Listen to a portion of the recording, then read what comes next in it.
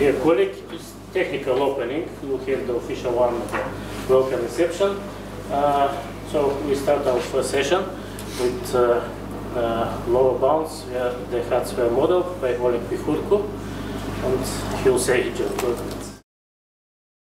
Thank you very much, Peter, and all the organizers for this very nice meeting. So I look very much forward to it after my talk is over and I can fully enjoy it. And it's nice to be in this beautiful city. So I'm going to talk about some joint work with Iran and Gil Fernandez, my PhD student, and Jae-Hoon Kim and Kwon Griyo, who are both in Korea but were at Warwick at some time. So what we're talking about, so main idea, I want to introduce you a very interesting method which is called hard sphere model. And it's been evolved in statistical physics for some time. And recently Jensen, Juice and Perkins applied it to prove lower bound in different sphere packing problems, spherical codes and so on. So idea is you choose a random packing. And I will focus on technicalities, what is random packing, how to analyze it. And it seems to prove better bounds for Kissian numbers. For other problems it's not so good, but still I feel there's potential in this method. And maybe some of you could see how to get a stronger result from it. Yeah, then I'll give a proof sketch and maybe talk about related questions. So one remark is, yeah, please feel free to interrupt if you have any questions. Also, it's not my main area, so if I fail to mention some results, do tell me. Yeah. So first I'll give a brief overview of Kissian numbers. So I have D is dimension. So we are living R2D. And I look at, I fix one unit ball, and I ask how many other non-overlapping unit balls can touch it. So for example, for 2, the answer is 6. So what you can do, you can draw a regular hexagon of side length 2, and then you put your unit ball is in the center, and then 6 other balls touch it.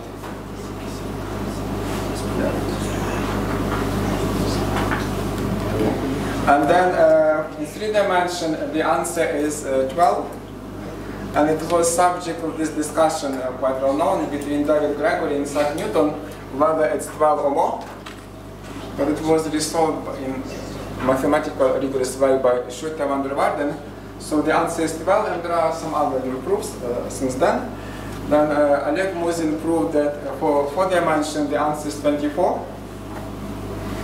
And the other dimensions where you know the answer are about these very nice lattices, like dimension 8 and 24. Like in 24, there are these rich lattices where you have like almost 200,000 minimal vectors. And here I would be interested in the case when dimension goes to infinity. So let me first briefly talk about upper bounds. Okay, so that Kelly S denotes unit sphere. And by beta cap around point x, I mean all points at angular distance at most beta from x. Maybe I'll try to use it here, since I'm going to use this notation. So this is like 2-dimensional picture. So it's section of your sphere over the plane. So here you have somewhere point x, so unit vector. And what's a beta cap? So you take all other unit vectors whose angle is at most beta. So this is angle beta. So 2-dimensional picture will be just this segment, and in 3 dimensions will be like little cap. And also when I write volume, I mean uniform measure. So if I look at a subset of sphere, volume means it's just uniform surface measure on the sphere. So what the trivial upper bound will be? Well, if I have maybe other picture here, so if I have 2 non-overlapping spheres, they have all build the same radius 1, then if you look at this angle, it should be greater or equal than pi over 3, pi over 6, right? Let me think about it. Half one. Pi over 6. the half angle is pi over 6, the beta. The radius is 5 over 6. Okay. And then, yeah, so should that be pi over 12? It needs to yeah, we need to press.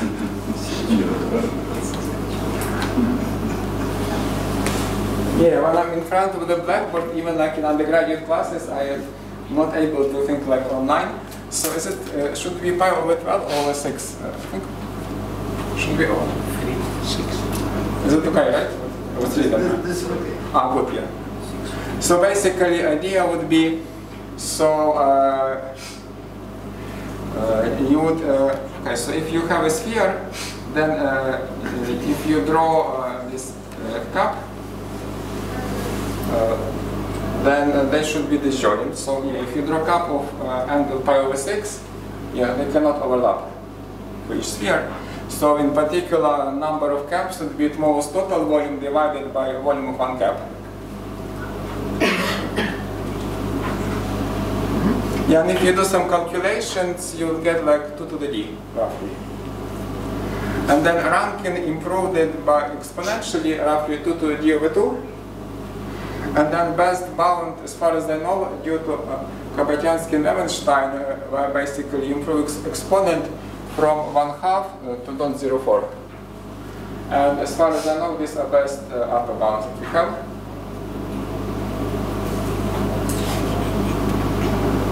And so about lower bounds.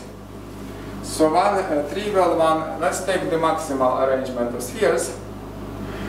Then if you look at cups twice as large radius, so suppose I have, so this is pi over 6, but now you take pi over 3, twice as large.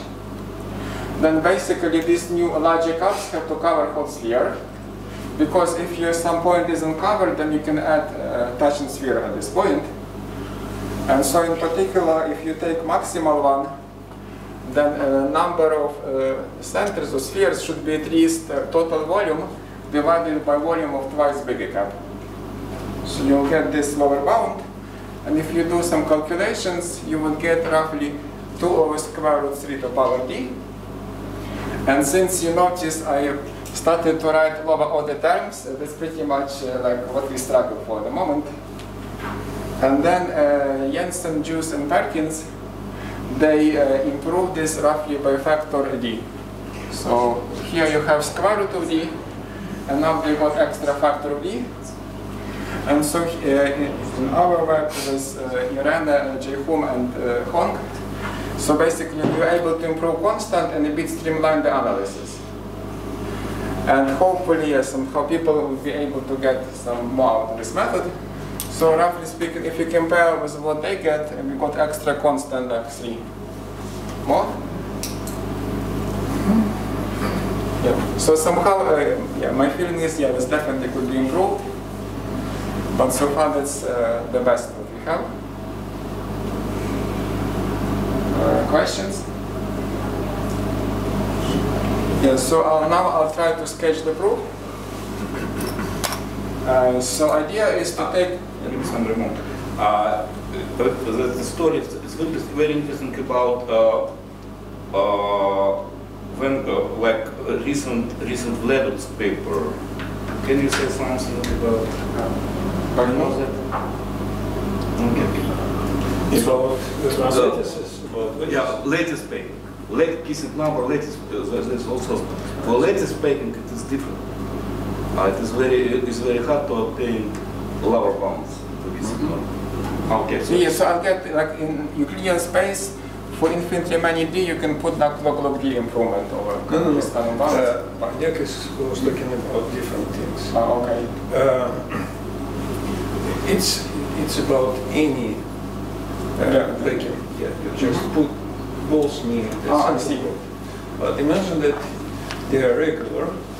This is, you consider the lattice and neighbors in the lattice. Neighbors to any point. Then it was an open question for a long time. Could we get, in this case, exponential many neighbors? Yeah, the answer appears to be positive, But there is no, of course, such a good. It is surprisingly solved only a few years ago by Sergei Levins. I wasn't aware. Thank you. Yeah, maybe we can talk about it offline. We're very interested to hear about this. Yeah, I might make a disclaimer. It's not my area, so we just. But yeah, I will be very happy to know about more. Okay, so and now I'm going to describe. Yeah. But sorry, is this last result better than the previous one? Yeah, so this is about factor 3.45 better because this logarithm is much larger. So this is very close to 1. So this logarithm is small, and this is 1.5. Okay, so Yeah. If you look at this number, it's even hard to say which one is bigger. yeah, actually that's was reported, but okay. Yeah, but this is about like 3 times bigger. And, but also somehow, I believe our analysis is much neater and cleaner. So maybe you'll see, and there are some points like if you look at it where you feel there should be improvements, and I mention it here. So far we couldn't make somehow use of them, but perhaps one of you will be able. Yes. So how do we define a random packing? So for this we use so-called Poisson point processes. So let me fix my radius. So let me write it here. So R will be pi over 6. So this is the radius if I take this cap and put these caps that is joint.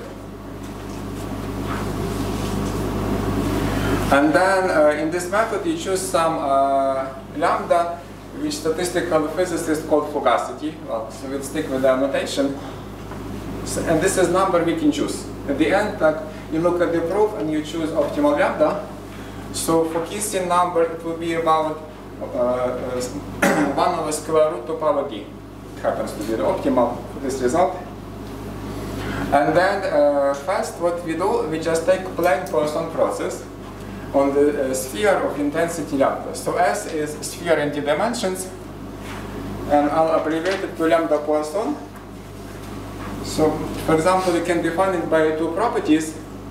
But if you take any measurable subset of the sphere, expected number of points would be lambda times the volume. So lambda is expected number of points in the unit volume.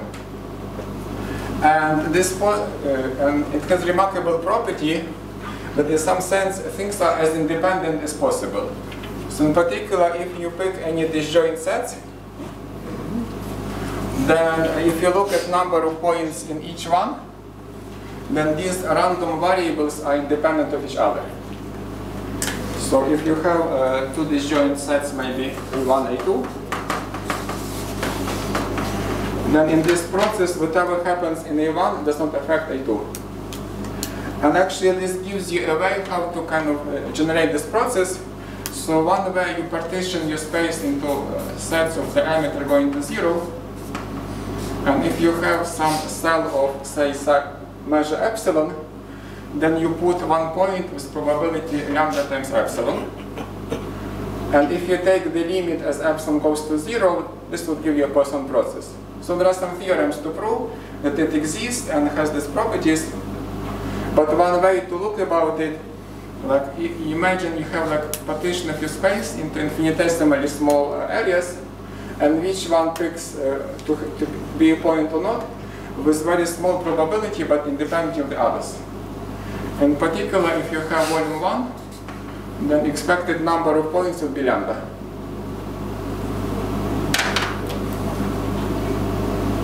Yeah, and one very nice property of Poisson point process is that if you fix any shape A and then you generate your random points Y, then a distribution inside then you can say what is probability to see exactly k points, and this is given by discrete Poisson distribution. So it's some number between 0 and integer number, and it's given by a discrete Poisson distribution with mean as you expect lambda times volume of A. And moreover, if you condition, if you tell me there are exactly k points in this region A, then all these k points are independent. So if you condition on this event, having exactly k points, then you can just pick one point at random uniformly, pick second one at random uniformly, and so on. So this property which you're going to use a lot. So let me pause for a moment if there are questions.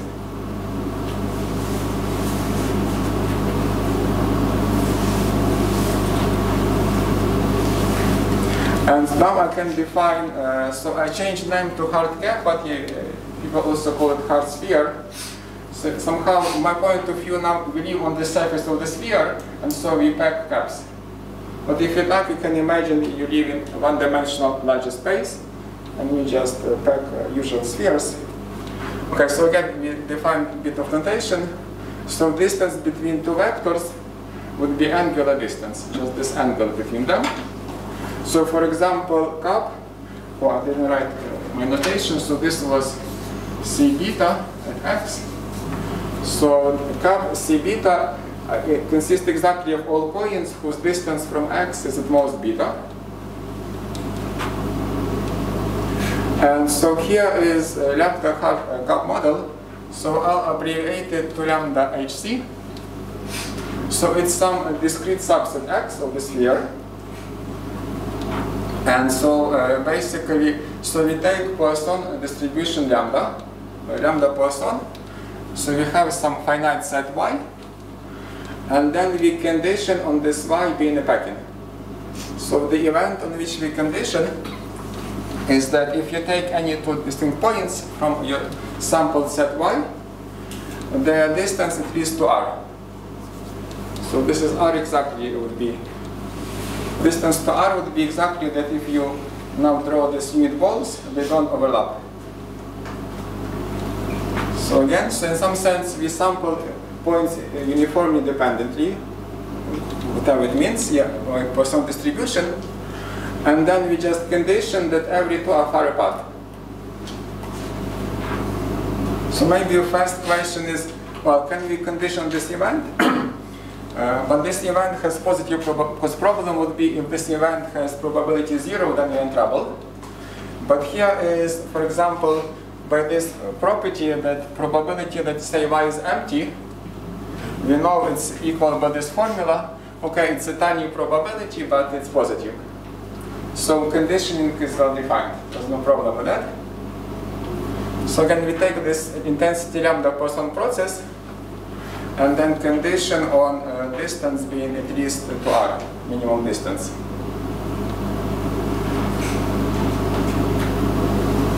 And then you have some number of points x, so mod x is the number of points. And of course, expectation would be a lower bound on the Kisin number. Because if on average you see 100 points, then there should be at least one outcome where you see at least 100 points.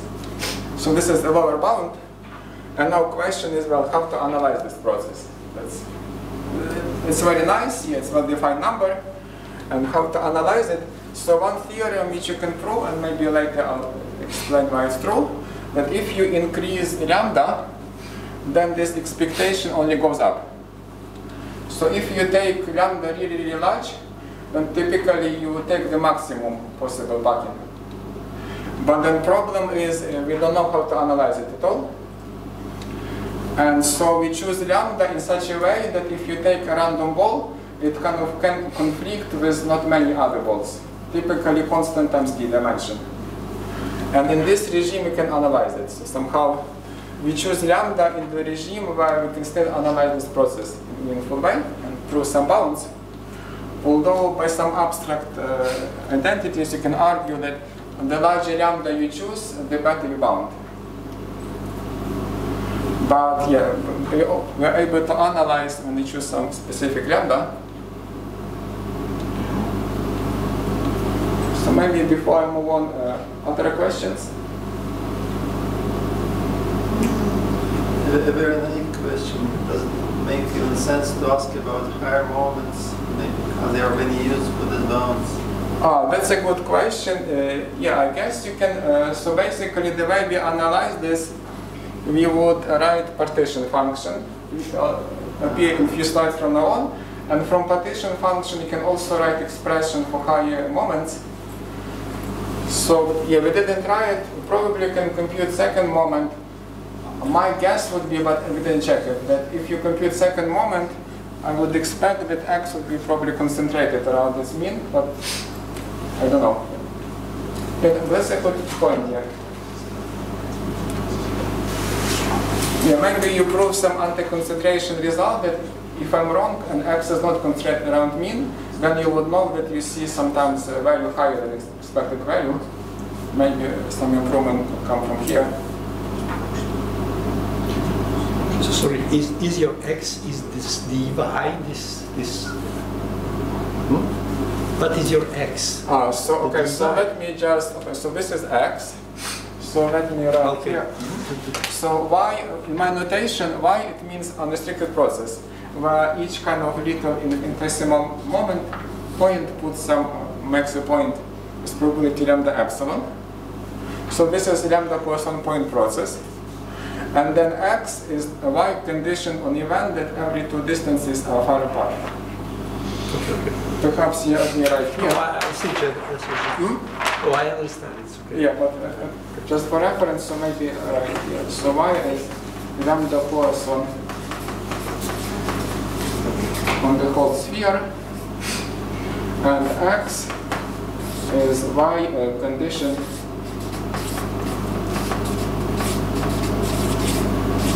on minimum distance greater or equal to r if you want.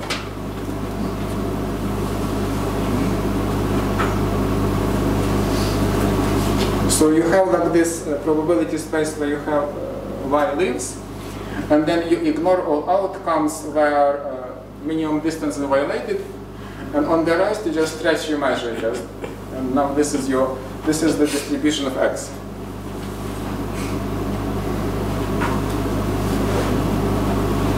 So now how we analyze it, again from physics we have these funny names, so like a canonical model or whatever. So canonical model is where you fix the number of centers. So specifically you fix some integer k. So there is no lambda here in this canonical model. We have only one parameter k. Then you pick k random points, but you pick not from the whole sphere, but from all sets of admissible configurations. It should be s to the power of t. Yes, this should be s to k, right? So k points on the k-dimensional sphere? No, it means s to power k. So s times s. So everywhere d is fixed, dimension is fixed, it goes to infinity, so don't write it. And this I pick like, so I pick k points from sphere. Again, you can say a condition that every two are distance at least to r. Or equivalently, you look at all configurations of k points, and the measure comes from just product measure. So you look at all admissible configurations, and you pick one at random. So in other words, among all possible k Kissinger spheres, you pick configuration at random. Yeah, but for this to be defined, yeah, we should know that this space is non-empty and has some positive measure to define uniform element. So somehow here we are not sure yet how large k we can take. Because if we knew this, then we would have already lower bound. So as long as this space is non-empty and has positive volume, then this is a well-defined random variable. So it's configuration of k spheres which kiss one sphere. And now maybe these definitions I'm going to use. So let me perhaps recall them on the blackboard. So basically, dk we consist roughly ordered k sets such that minimum distance is greater or equal to r, and we sample random point. So now I define zk just a number. So for some reason, yes, since these points are ordered, yeah, it's convenient to put 1 over k factorial. And I take a volume of decay.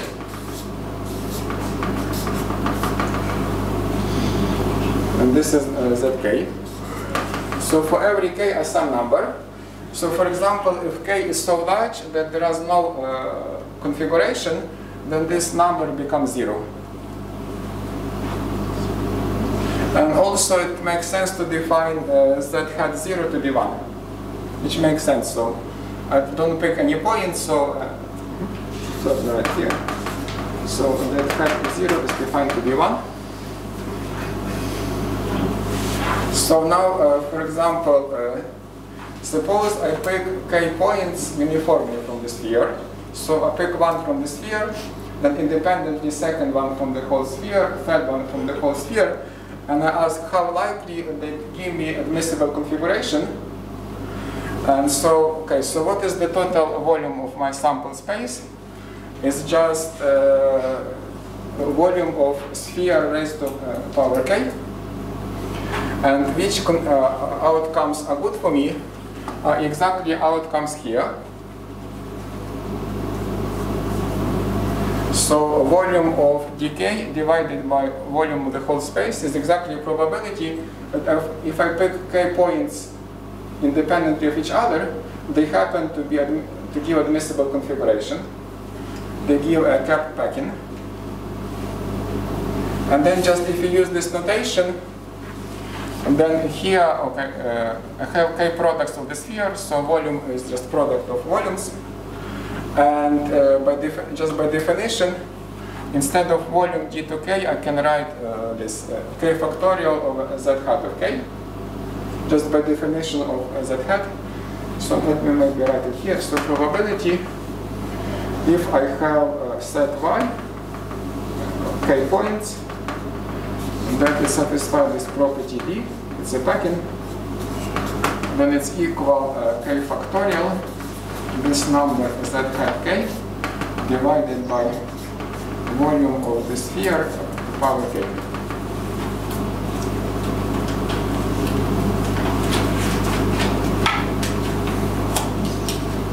Yeah, let me pause for a moment in case there are questions.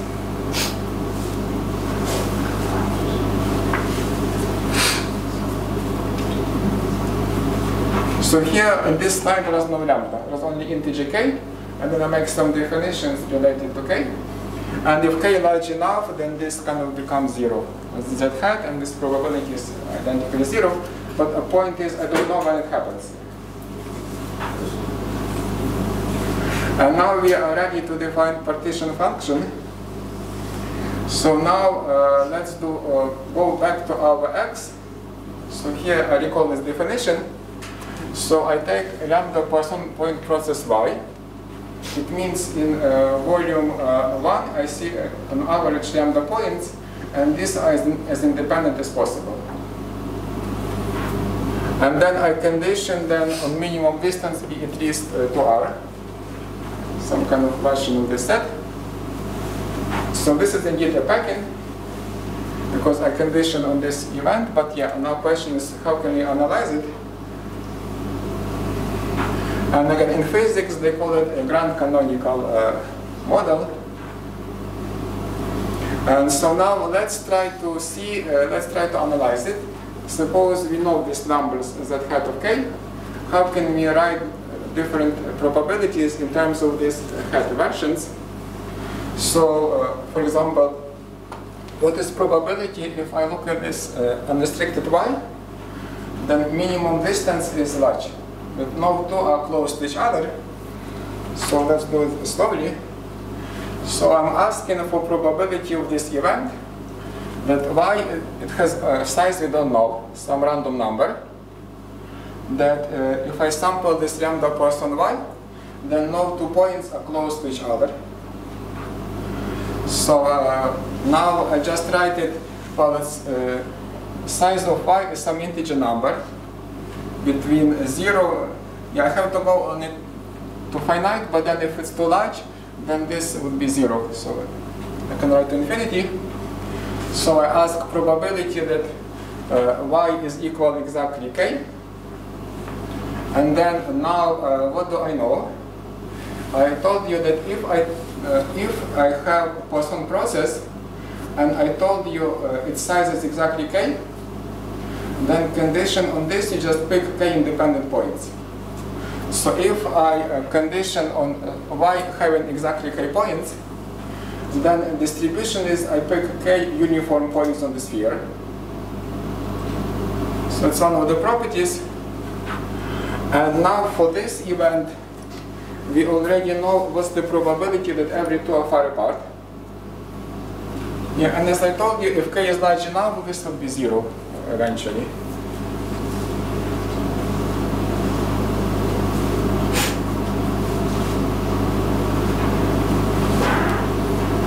And now, again, by another property of Poisson process, I know exactly what this probability is. So it's given by discrete Poisson distributions. If you plug this formula, you get expression like this. So what just happened? Yeah, we just replace this first probability by a formula which we know. It's a blend Poisson distribution. And now many things cancel, like k factorial cancels, volume S to k, volume S to k cancels. This factor doesn't depend on k, so I can move it out. So in the end, answer simplifies to this. You can imagine it as a generating function of this z head of k. Actually, it will be some polynomial because eventually they're 0. So you'll get some polynomial in lambda. And this constant factor we can ignore, just to make formula nicer. So partition function would be just this sum. So maybe I'll write it here. So what's the partition function z? So it depends on the lambda. And somehow when you analyze this process, even if you just work with one lambda, it's helpful to view it as function of lambda. You'll see in a moment. So what's the definition of the partition function? Sum k equals 0 to infinity. Then you have lambda to k times this number, z hat of k. So it's a generating function of this sequence, z hat of k. So for example, if I want to determine this probability, that's exactly this factor times my partition function.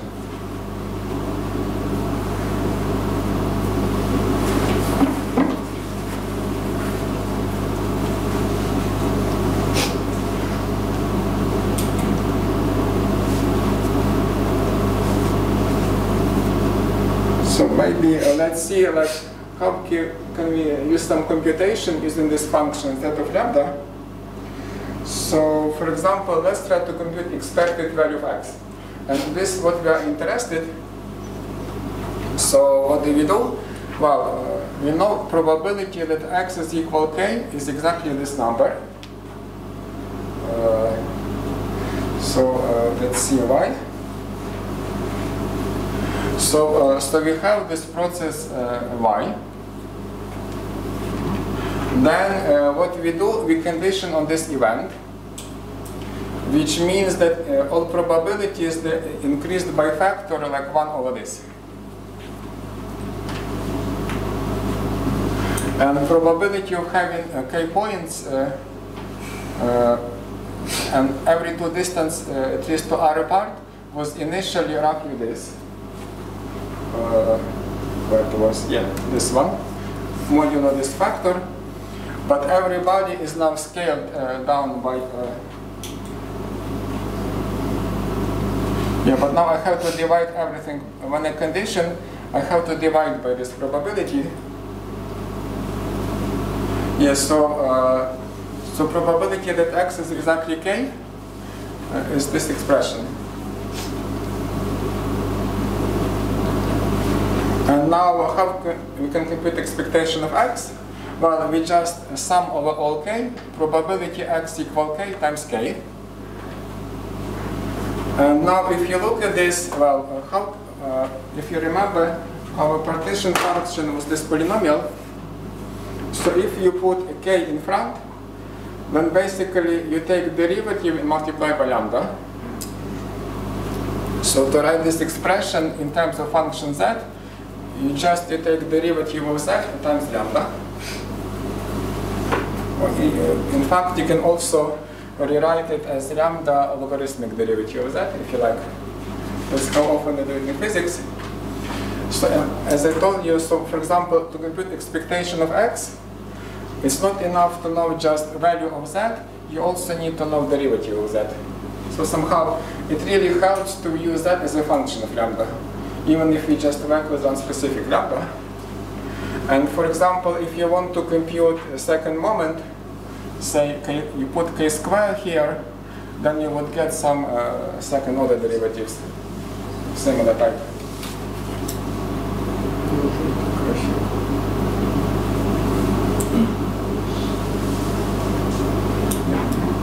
So now,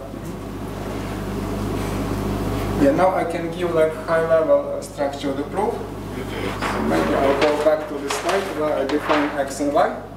So y, I just pick random points using Poisson, and x, I condition on y having distance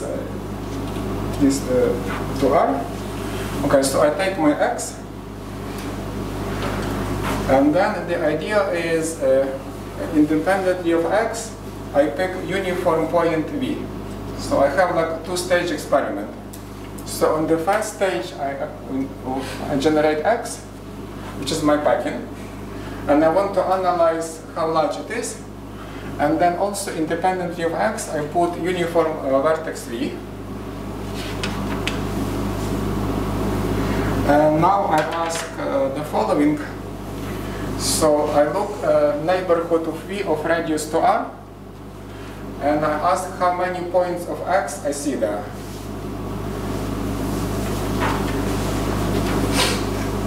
And an expectation is the following. So I can draw a picture.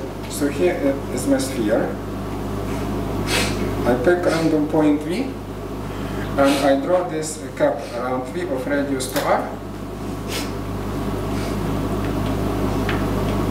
And I know that somewhere in my ball I have set x.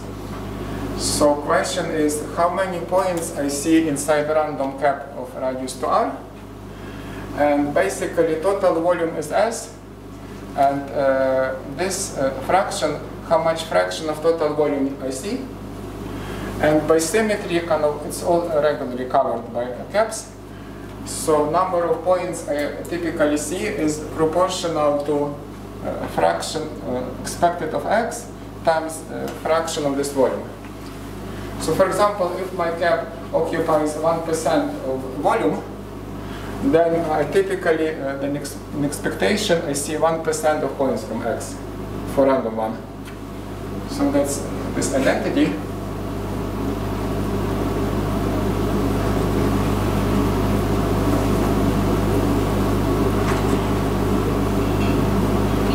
And now the trick is, which also in the paper by Jensen, Hughes, and Tarkins.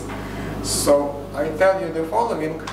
I'll tell you what point B is, and I tell you x outside this cap.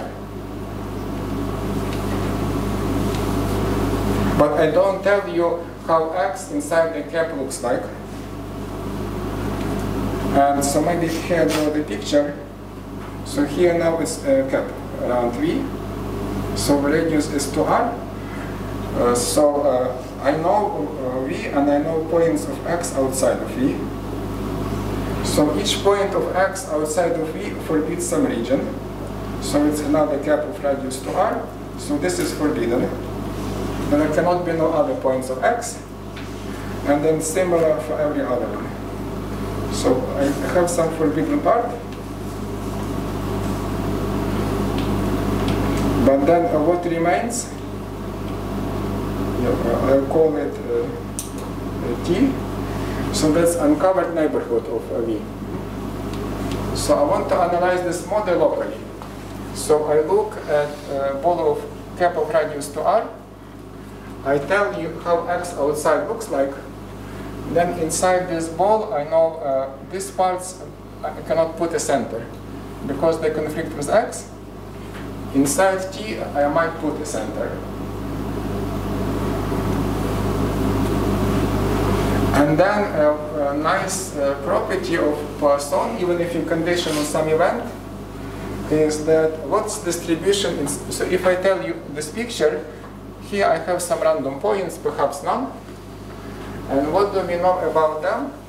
So Poisson processes, even if you condition, they have this nice spatial Markov property, which says that inside here it's another copy of the same hard cap model.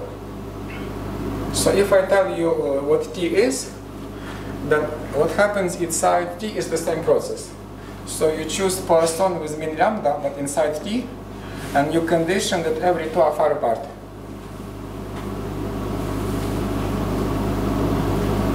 So that's a nice property that if you take you pack in X and you intersect with set T, but you don't know what it is, then as a random variable it's exactly the same process, except you restrict to the set T. How much time do I have? 15 minutes. Yeah, and so now question, how do we analyze it? And but we don't know how T looks like. It's some unknown set. You know, you just start with the cap. Maybe I'll write this definition because we want to use it.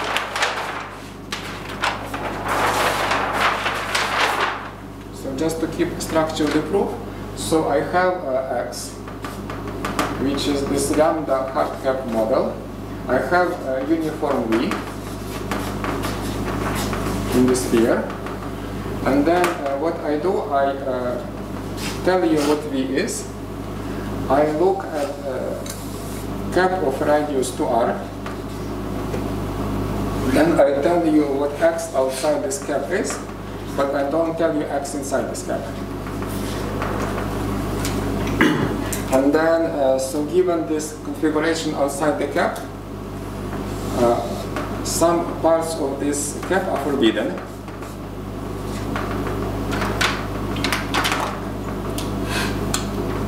Maybe at this point, it's this one, and so on.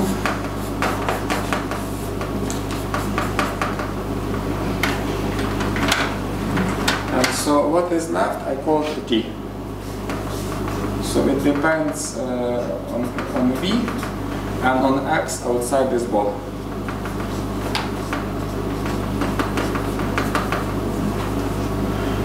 And now, important property that X inside T as a random variable is distributed the same as lambda hard cap model.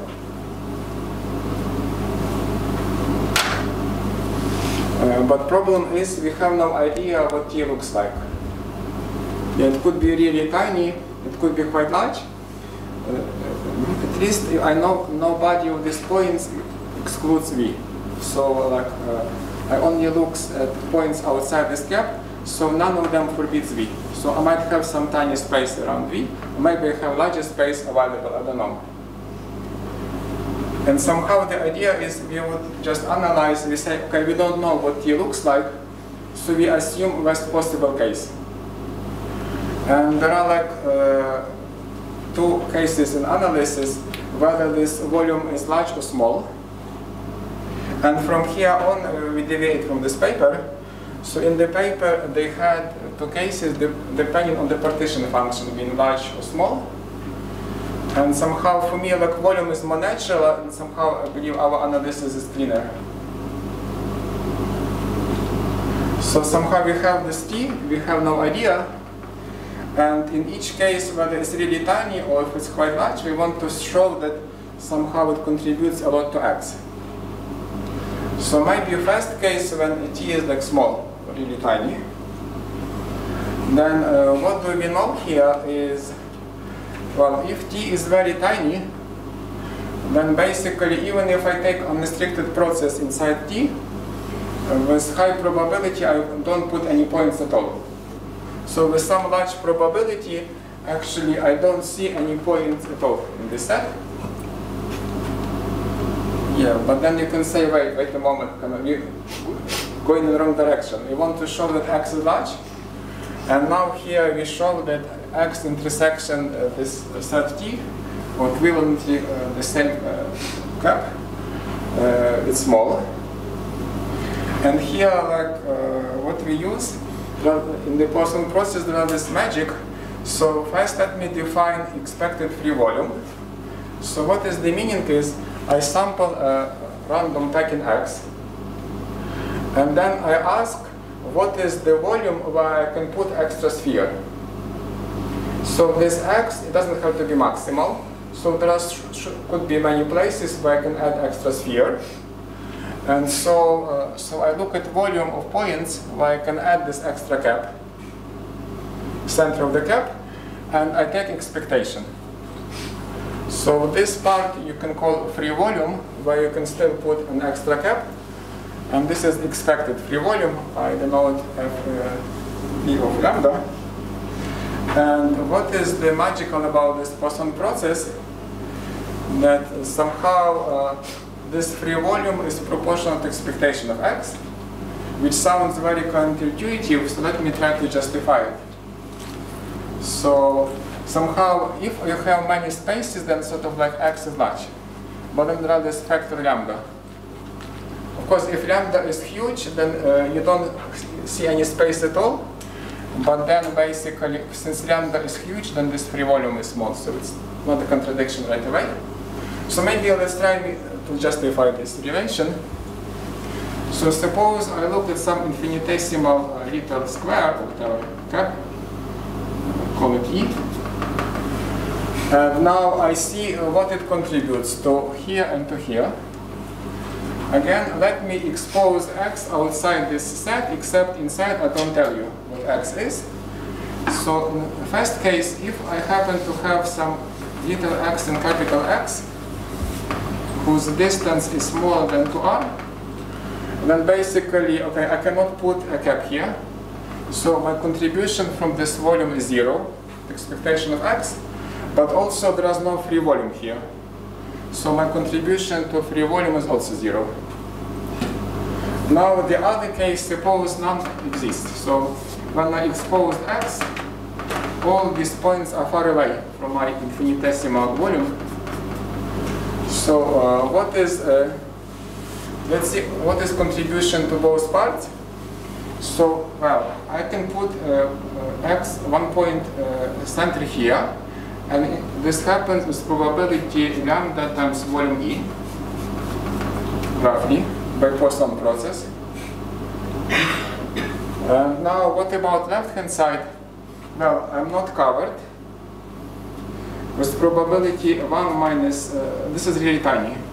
So with probability close to 1, I don't see any point at all. And then this whole space is in free volume. So contribution will be again, it's volume times lambda.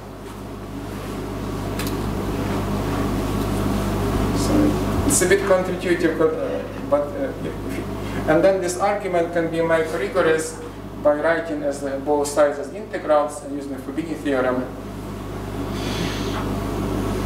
Yeah.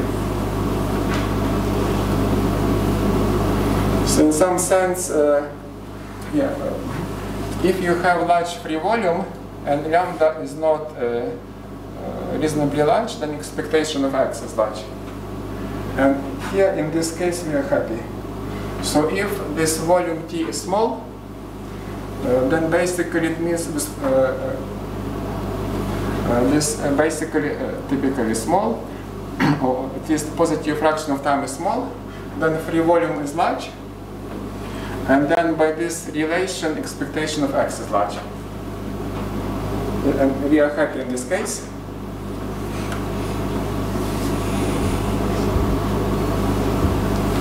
So somehow this is counterintuitive with case. So if for a typical point you look everybody outside radius to r, and they don't leave you hardly any space inside, then you're okay. Because somehow with probability lambda you would put a point here, and so your contribution is, yeah. So because almost surely you don't put a point, so this will be added to your free volume. so your free volume is large, and then expectation of x is large.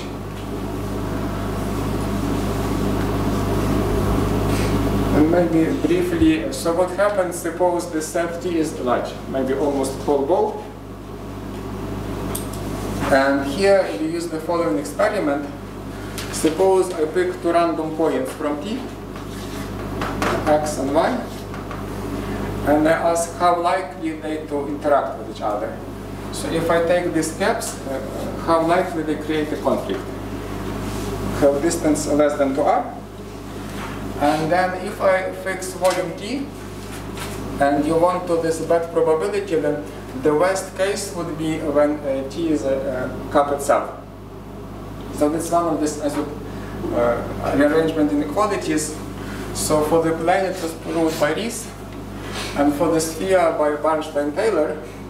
So basically it says one of the consequences, you have some shape T, and you're given its volume, and basically you want to pick two random points, and each one maximizes probability that they're close to each other. Well, it seems intuitively clear. You want to make T like as compact as possible, and like from rearrangement inequality, it follows that the worst case when you have a cap.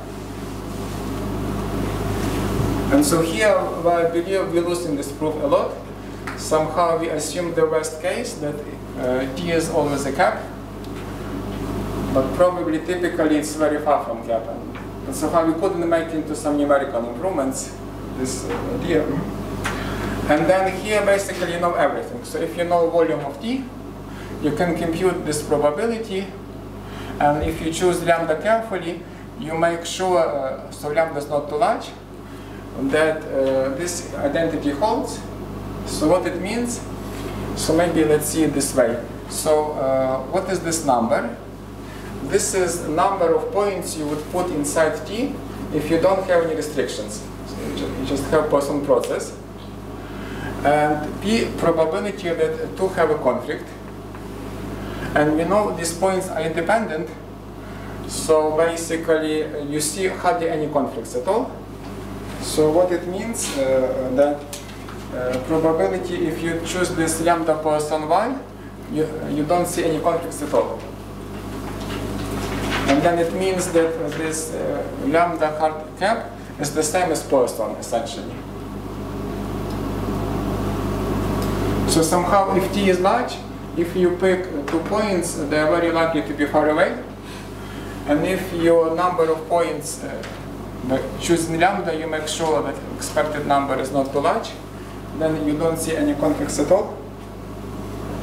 And then consequence is, then basically what is the expected number from your x? Well, x and y behaves the same on T. So the same as expected number of points in the Poisson. Yeah, and T is large, so we have a large number. So that's, here there are lots of technicalities hidden, but morally that's what the proof does. So the idea is to analyze the expectation of x. You ask how many points, if you take random v, you see in the neighborhood of v. And to analyze it, you look at this set T, and either T is small and you have one argument. Or if T is large, you use some kind of isoperimetric or whatever inequality to argue that the worst case when T is some cap, and do some calculations. Okay, so maybe I'll skip next slide and talk about this method. So this method also can apply to spherical codes. So here we're forbidden distance to be smaller than pi over 3. And now we can forbid any other distance. So, and this method applies as well. So, okay, if beta, this angle is more than pi over 2, then if you put 1 point, you forbid at least half of the sphere, so it's not interesting case, and only done by ranking. And a trivial lower bound would be, well, we know that if you take caps of volume of angle beta, they cover whole sphere, so you have this trivial bound. And then by this method, Jensen, Hughes, and Perkins, they improved by factor D. Yeah, and we get constant improvement, but formulas become messy because now you have extra parameter, this angle. But again, this seems to be like best known bounds for this problem, lower bounds in large dimensions. And then you can also the same, you can apply to Pekin spheres in Euclidean space. So here you have to be more careful how you define Pekin density. You have to take larger and larger cubes and take density, how much you can cover of each space by spheres. And then trivial lower bound 2 to minus d. And Rogers put extra factor d. And there's a lot of work, but as far as I know, the best possible lower bound due to Venkatesh, it's the same d times 2 minus d, but he was able to put a huge constant. And for infinitely many d's, he was even able to put extra log d. Yeah. And then here you can apply the same method. So you take Poisson process in this big cube, and then condition that they don't overlap. And then this ratio would be expected number of points times fraction of the space that every point covers, if you put a unit ball. And then the bound which you get, so they got this bound. Yeah, this is constant smaller than 1 here, which you see in front. Yeah, and we got a bit bigger constant. Yeah, but still, yeah, we're not even close to these bounds. So somehow, but yeah, I believe this method has potential, and perhaps even here somehow, if you analyze it in a different way or more cleverly, you might be able to improve these bounds. So that's all. Thank you. Okay, thank you. Questions or comments? I have some questions. First of all, finally you should have some thing in lambda, right? So finally, after your analysis, after some calculations, you have to have something in lambda, right? And you should have several, you should have 2 bounds. One in the case when t is small, and the second one in t is large. Yes, right? Yes. Yeah. Can you specify what choice of lambda and how these bounds depend? Yes, so the optimal lambda would be basically 1 over square root 2, then minus some small delta, which delta goes to 0 with d. So that would be optimal choice of lambda.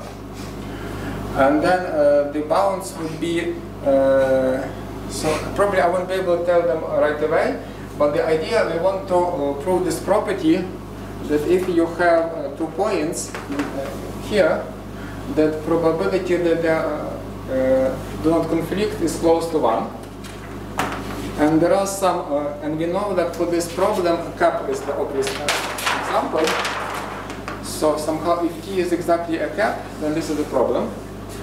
And then when it happens that 2 points are likely to interact, well, so it's cap of radius to r. So if it, in high dimension, if you pick a random points, it's typically near a boundary. And then the critical volume t would be when you see like half of the sphere. Because if its radius is smaller, then you see only exponentially small part of the sphere. And that would be like the critical where we have 2 cases. So in sphere it's hard to write formula because you have this triangle and you have to apply cosine, spherical cosine theorem. But in Euclidean space, T critical would be, so this is like 2 and so this would be so this would be like total volume. Maybe let's normalize that ball of radius r has volume 1. Then ball of radius 2r has volume 2 to the d. And here this is roughly square root of 2. So volume would be square root of 2 to d. So that would be in Euclidean space. It would be critical d. And lambda would be roughly like 1 of this t critical. And then we have some factor d with the constant. So somehow we wanted to see expected number of points. So we improve this by factor d with trivial bound. So we need this d here. And in spherical, there will be some other functions of the Okay, thank you, Oleg. I'm familiar with the publication 10-15 years ago, Cell-to-Coato and Conan-Coato. They also have some bounds, lower bounds, both for Kissinger numbers and for density, but I'm not sure that they prove something. They have some conjecture. I think they're physicists. No, he's a chemical engineer. Yeah, it is funny. Yeah, and they have a joint publication with Henry Cohn. Yes, so somehow this method probably was statistical physics with modular prediction on. But problem is, yeah, our analysis, I feel, is like quite rough. In the moment that when we analyze this local shape T, we assume worst case it's a gap. Probably for random T, maybe physics people will tell how the shape looks like. And then if you know it's very far from cap, then you should be able to improve the bounds. Take a look at this paper. Maybe I'm sure that your paper is more mathematical because they have conjecture. I remember when I tried to understand what they're doing. It was not mathematics. Yeah, unfortunately, we just improve like lower order terms. I don't think like exponential improvements are possible with method. Although who knows? Does your method give improvements for small d, like 20, 15? Probably not, yeah. I'm asking one can write formula and check it. I'm asking because there are tables of spherical codes that allow kissing numbers. Just maybe you can. That's a good point. Yeah, we didn't try. My guess would be probably not, because somehow, like in small dimension, you put explicit ones and you kind of. But here we say put randomly. You never know, because the dimensions become moderately large. There are few good methods to construct anything. So maybe. Yeah, but this construction basically say put points randomly and hope that. But that's not a bad idea. Okay. Absent everything else. Small dimension. What's the maximum Better dimension? to say explicitly. What's the maximum dimension? Like Zinoviev and Ericsson. It's very old. What's the maximum? I don't remember, but it's a few dozen. Maybe 40 something. Yeah, a few dozen. Everything is larger than 24 is interesting. Yeah, but even like in large dimension, they're beaten by one Katesh by a lot. Yeah. So probably in small dimension, they're also beaten by one Katesh. Yeah, 65,000. Yeah, well, there is little over on. Maybe that's an asymptotic result. Which one? This one, yes. Maybe it's not really. One doesn't apply here. To better understand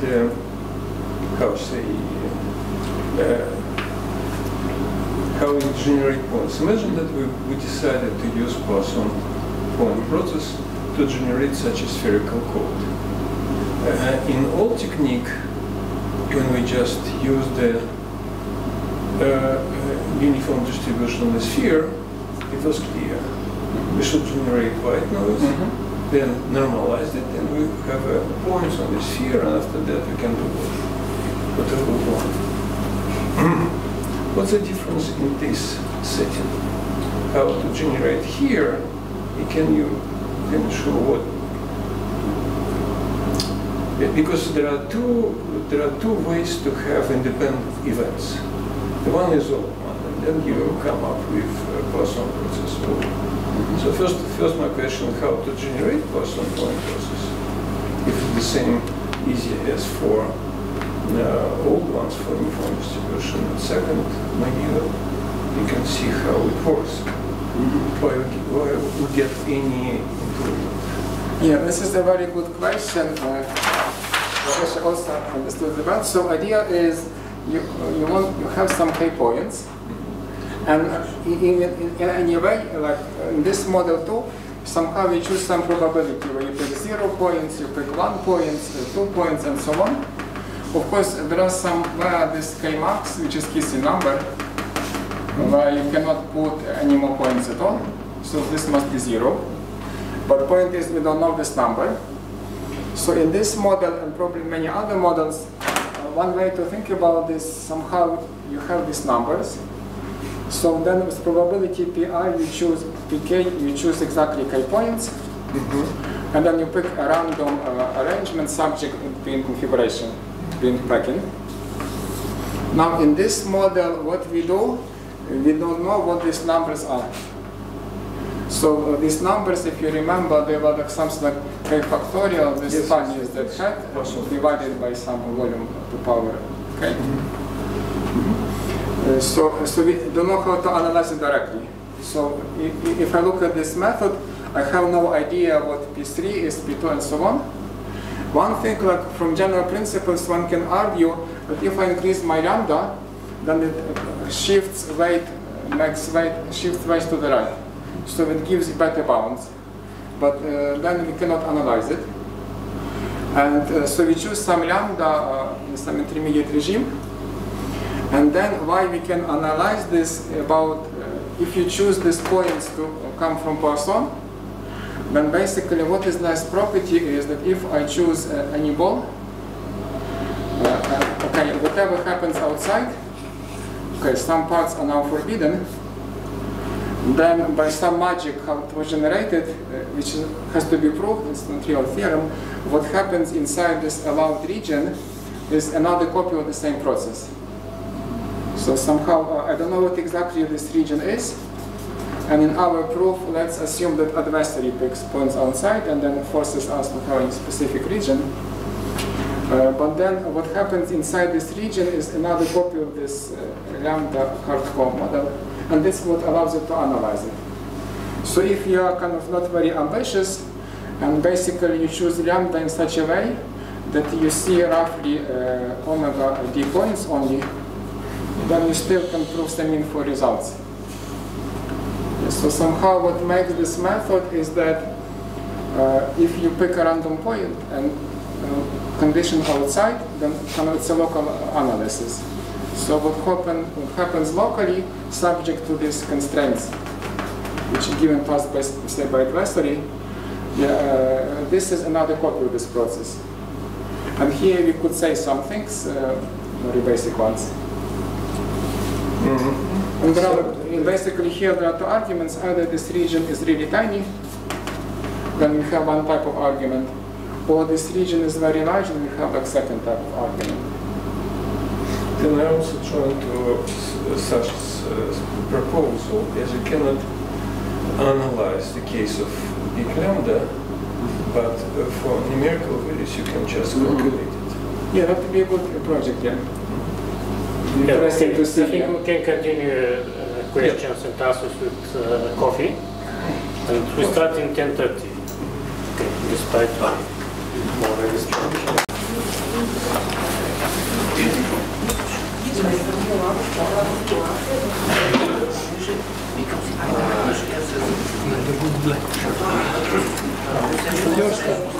Okay, so let us start the second part of the morning session.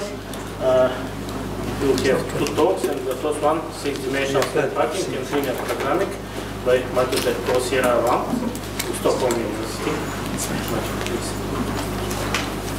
Well, thanks very much to the organizers for bringing us all together here, and thank you all for coming to hear about this joint project with Maria Dostert and Marina Guzovska. So our main result is a bound on the bound. It's a negative result. We prove the linear programming bound is strictly higher than the density of any packing in dimension 6. 6 is interesting because it's the start of sort of an exception in the sequence. The lattices dn, provably by Hales, give the best packing in dimension 3, and we believe also dimensions 4 and 5. But then starting in dimension 6, there's 3 exceptional lattices, E6, E7, E8, that do better. And even though the lattices E6 and E8 are closely related, the method that proves that E8 is the densest in its dimension fails in dimension 6. So we prove that by constructing a fake packing that tricks the method. And the motivating question here is why 1, 2, 8, 24? Why does this linear programming method work in special dimensions? What goes right in those dimensions? What goes wrong in other dimensions? Are there other sharp cases or does it stop at 24? So that's the plan. And to recall, the linear programming bound was proven by Cohn and Elkies, published in 2003. The way it works is that you have to construct a function f so that f becomes negative after some radius r, and the Fourier transform f hat is always positive or zero. I allow loose inequalities everywhere. And if you have any such function, the conclusion is that all packings in d dimensions have density at most f of 0 divided by f hat of 0 in terms of this function f that you've somehow obtained, times the volume of the ball factor. So there's some freedom to rescale, but you should think of r as related to the size of the balls that you're trying to pack. The bound has a lot of symmetry. You can rotate f and get the same bound. You can rescale the values of f and get the same bound.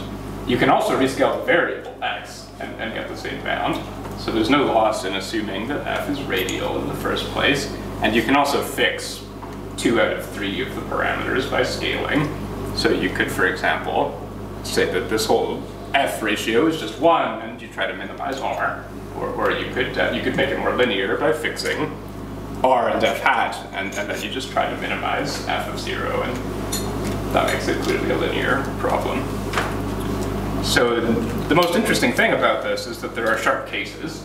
You can apply it in any dimension and get some bound, but in certain dimensions, it actually agrees with the density of a known configuration. Cohn and Elkies already observed this in dimension 1. You can write down various f that give a sharp bound, and they conjectured that it gives a sharp bound in dimensions 1, 2, 8, and 24. Dimension 8 was proven by Vysovska in 2017, and shortly after Cohn, Kumar, Miller, Redchenko, and Vysovska proved that it's sharp in dimension 24 as well. So what I'd like to understand is why it works in these dimensions and why it doesn't. And actually 2 is still open. That's conjectured to be sharp as well, but it seems to be quite different from the other cases. Any questions about the bound?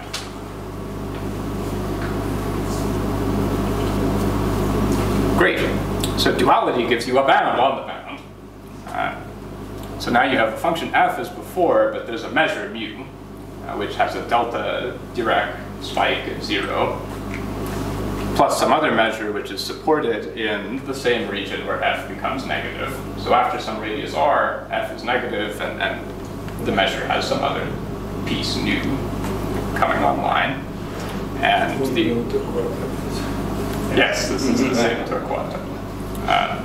So we assume mu hat is at least c times a delta spike. There can be some positive stuff elsewhere, but c is sort of the key number. That's like the strength of the spike you get in the transform. But this bound probably is not proved. I mean, Torquato Stillinger. Are you sure that it's proved? This one is proved. They wrote down an example of mu and analyzed it. It's a rigorous calculation with Bessel functions. It's not a numerical observation. So the underlying duality here is Poincaré. If you integrate a function against a measure, that's the same as integrating f hat against mu hat, the Fourier transform. And the inequalities that we've assumed allow you to throw away everything except the origin. So f is negative where mu is supported after the origin, so f of 0 is at least the f integral, but on the other hand, the f hat integral, everything is positive there, so you're getting at least whatever the contribution from the origin is. And if you recall the bound, f of 0 over f hat of 0 is essentially the linear programming bound, and this shows that it's at least c. So any measure you can construct will give you a bound on the bound. This is a general principle of duality for linear programs, but in this context, I guess Cohn was the first to observe it around the same time as the Cohn-Elkies paper, and Torquato and Stillinger wrote down an example of mu, which gives the best exponential rate in high dimensions. They proved that there's some choice of mu that gives an an exponentially higher bound than the best known packings. There are packings with density 2 to the minus n, but this Torquato-Stillinger mu is some other number to the minus n, exponentially higher. So this is the bound on the bound, and our approach is just to write down a specific mu in dimension 6 that has a strong enough C to prove that the bound is not sharp. Any questions about the Cohen-Elkes program or its dual?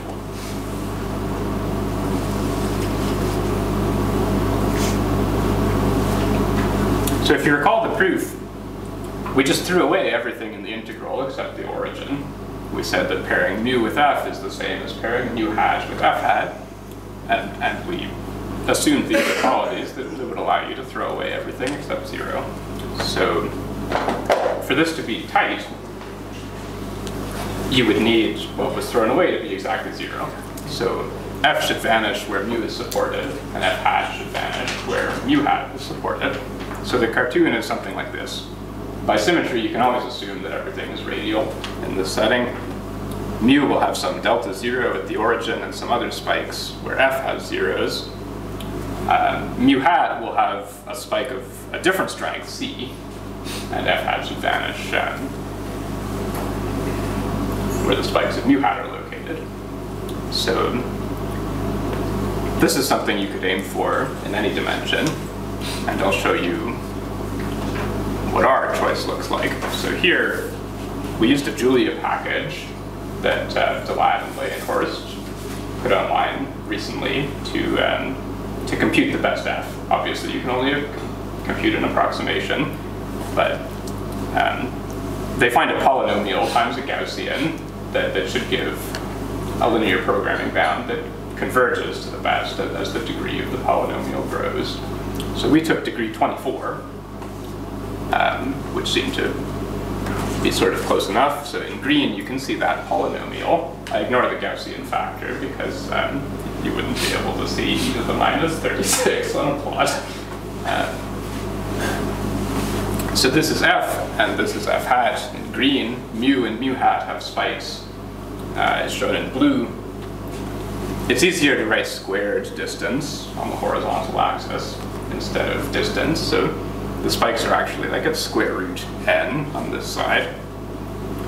And you can always scale to make the first 0 of f and the first spike of mu be at the same point. You have freedom to rescale the variables that way. So that would be true for any f and mu. But what happens for our choice is that you also get the second 0 of f pretty close to the spikes of mu. And also on the Fourier side, it's harder to see, but the first 2 zeros on that side also match up with the spikes approximately. We have a lot of extra spikes which are not helping. You could get a better bound by trying to remove those as well. But the zeros tend to be close to sort of a cluster of spikes. Another thing that we only noticed in hindsight is that every 4th spike is missing in mu. You've sort of got 1, 2, 3, and then there could have been a spike there, but it's missing. And then again, 1, 2, that 4th spike always seems to be missing. So we didn't constrain that, we didn't look for that originally, but it turned out to be true. Yeah, you can see, for example, here, f has a very large value here, right where the spike is missing. The proof was based on sort of aligning the zeros and the spikes, and this would have been a bad mistake to put a spike right where f is largest when you're supposed to put them where f is 0. So it turned out to be a good thing, but it was not something we really knew how to aim for in the beginning. Here's the current situation.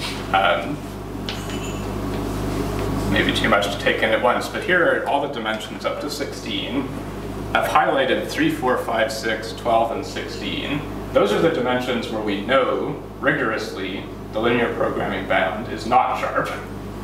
We usually don't know the best packing, and we don't even know the best f numerically. I mean, you optimize, you get a bound, but maybe you would get a better bound if you double the degree of f. That's hard to rule out without some sort of argument. And duality is how you get that sort of guarantee that you're not going to be able to do better with the linear programming bound by optimizing further.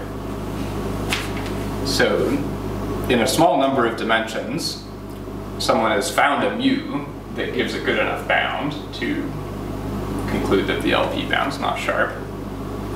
So Kohn and Triantafilou were the first here in dimensions 12 and 16. They used a method which is where we started as well to get a bound on the bound.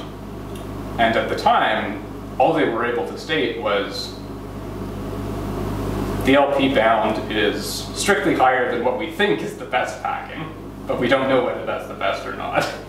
So the input that allows you to make the stronger statement is this SDP bound from Kohn, Delat, and Salmon in a preprint last summer. So this is a stronger upper bound. The linear programming bound sort of just looks at distances between a pair of points. They get a stronger bound by considering 3 points at a time.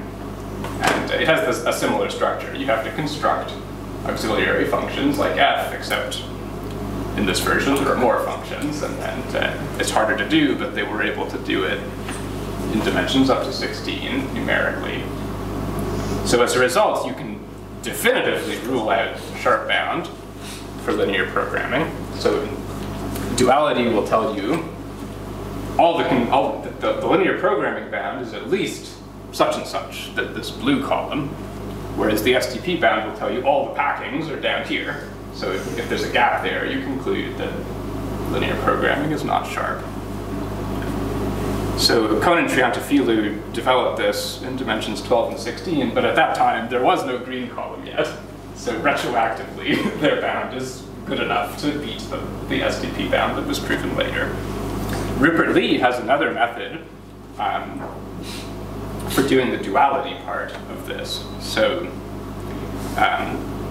he takes Euclidean space and discretizes it to a grid instead of the continuum, and he proves a comparison, saying how fine the grid has to be for you to get a rigorous bound on the continuum problem. So for SDP, you're using some polynomial, right? Polynomial for polynomial. What degree of the polynomial? I don't know the details of their bound. I think what they do is truncate. That's sort of the new ingredient in the Kohn and Delat Salmon approach. It's not necessarily a polynomial. It's like a piecewise thing. Yeah.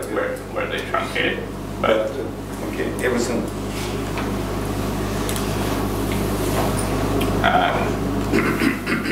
Yeah, so Lee's approach is very good. It's systematic. It works the same way in any dimension, whereas this other approach that Kohn and Triantafilou and the same one we used, it's a bit more finicky and sensitive to details. Lee's approach works very well, but there's a curse of dimensionality where you try to go to a grid in high dimensions, and the calculations become unmanageable as the dimension grows. So he was able to implement it in dimensions up to 13, and in dimensions 3, 4, 5, the result was actually higher than the SDP bound, so you conclude theorem programming is not sharp in dimensions 3, 4, and 5, even though in dimensions 4 and 5 we don't know the best packing and we don't know the best f. But still, you can rule it out. So he got a number in dimension 6, but it was less than the SDP bound. So we used a different method, and actually this orange one is the only number in this table that is due to us. The rest we've taken from known packings or a table from Kohn, Delat, and Salmon. So that's the current state of the art. And you can see that we only really know the linear programming bounds to 2 digits. For instance, in dimension 6, we know it's 0.41, but I don't know that third digit. Very likely, it's the bigger number. The linear program seems to converge pretty quickly.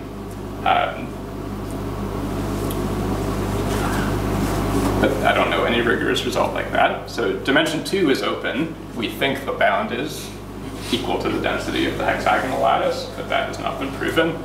Dimension 7 is the first open case where it's not supposed to be a sharp bound, but we have not been able to prove non-sharpness. So that's the current situation.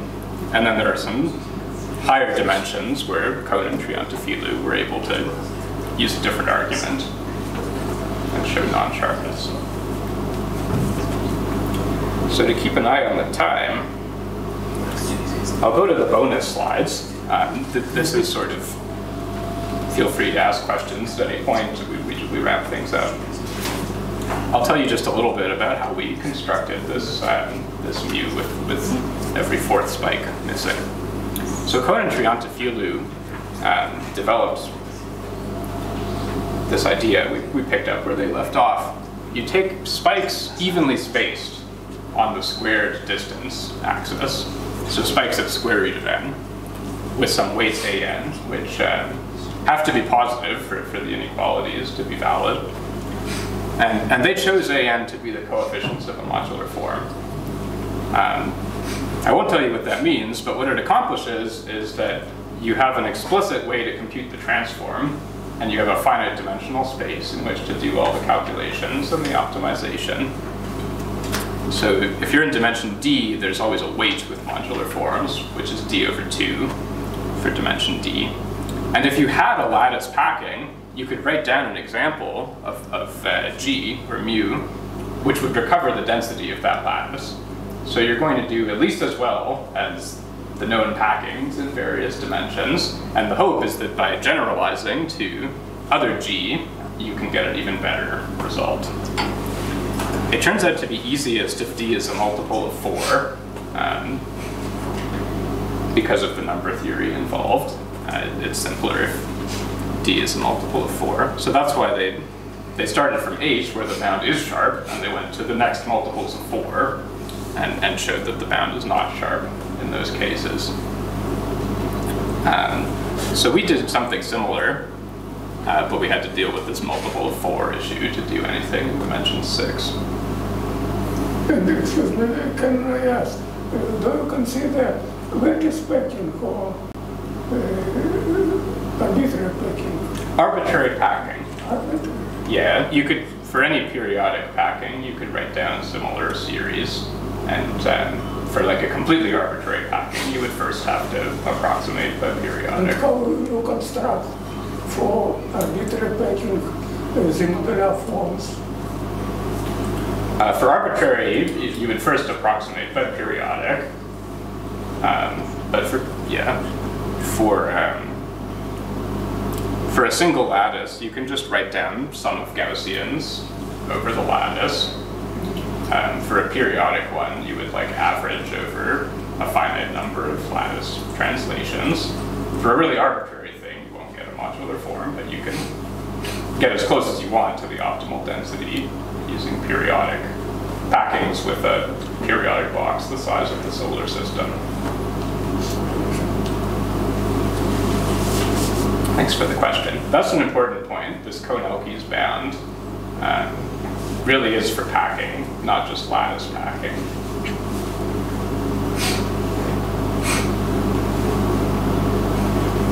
So here's the key Fourier transform that you have to calculate. You have a holomorphic function G on the half plane, so imaginary part positive. K is always d over 2 for us. It'll be 3 if we're interested in 6 dimensions. N is a scaling parameter. You can choose whatever n gives you the best bound. And the way the Fourier transform acts here is G transform. So it's G of -1 over nz instead of z. So that preserves imaginary part being positive. The scaling factor n comes into play, and this z to the minus k is sort of what you would get if you took the Fourier transform of a Gaussian with parameter z. So that's the transform, and what we really need is for both G and G transform to be periodic. That's what modular forms do for us. If you had some other way of making them both periodic, that would be fine too. So if you start with spikes evenly spaced at square root n, you get evenly spaced spikes on the Fourier side as well. It's just that it's been sort of rescaled to 4 over n instead of 1. So this is good because it has the form we want. It's a measure mu, so that mu hat and the original measure both have spikes. They're just discrete measures, and you have a finite dimensional space in which to make this spike on the transform side as big as you can, and make this gap to the next spike as big as you can. So there's a trade-off that I don't understand between the parameters. In practice, what we did was just fix values of n, try many different values of t, see if we could get a solution, and repeat until it was good enough.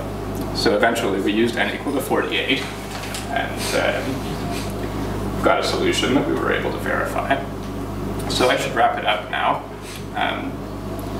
The theory of modular forms is also used to make sure all the inequalities are valid. You could force finitely many by a direct calculation, but then you need to check that all the coefficients are positive. So that this is our example. There's a main term which grows quadratically and makes everything positive, and there's an error term which is roughly linear, and you have to show that the main term dominates so that all of the coefficients are positive. This is like the original mu on the left, the Fourier transform mu hat on the right. And it was difficult because some of these parabolas are like very small multiples of n squared, so that they beat any linear function, but eventually, and you have to check a large number of coefficients at the beginning. So again, every fourth spike vanishes. That was the biggest surprise here for me. Using some number theory, we were able to find a finite number of equations that explain all of those spikes missing. This is just a taste of... Excuse me, it is possible that dream estimations connects with equations over finite fields, and how you put this in your framework. Yeah, actually, that's a very deep connection. That's maybe I'll just go back. The reason this is like constrained in some linear wedge is a theorem of Deligne, which is exactly based on that connection of relating modular forms to equations over finite fields. So that's a crucial input.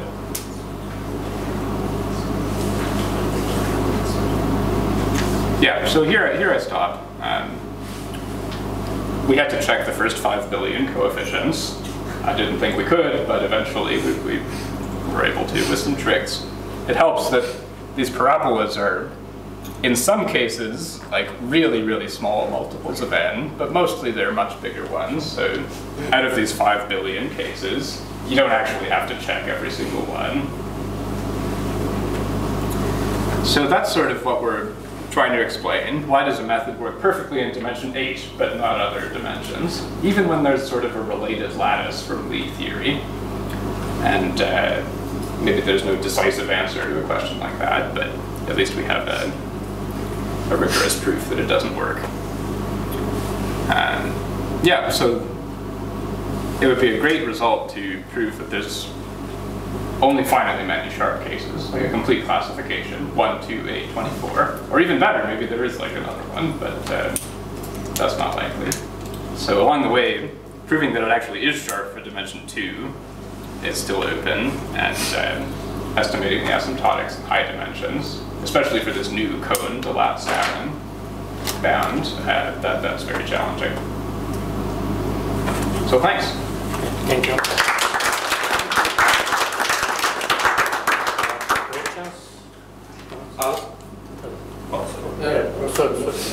Just, do you have some detailed explanation, some graphs for dimension 4? It is published somewhere? No.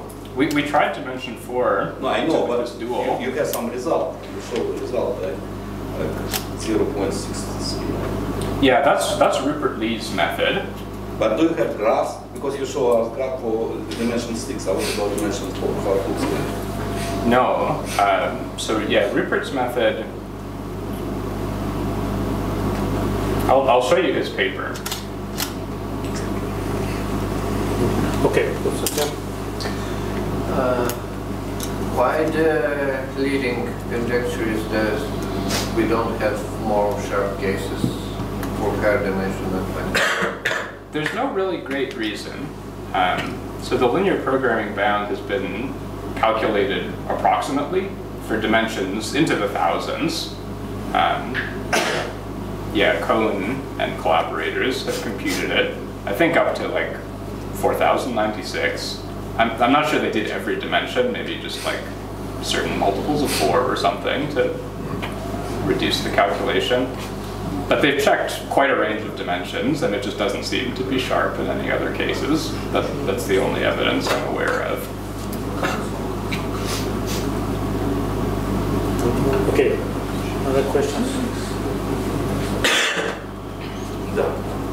Okay, thank you again.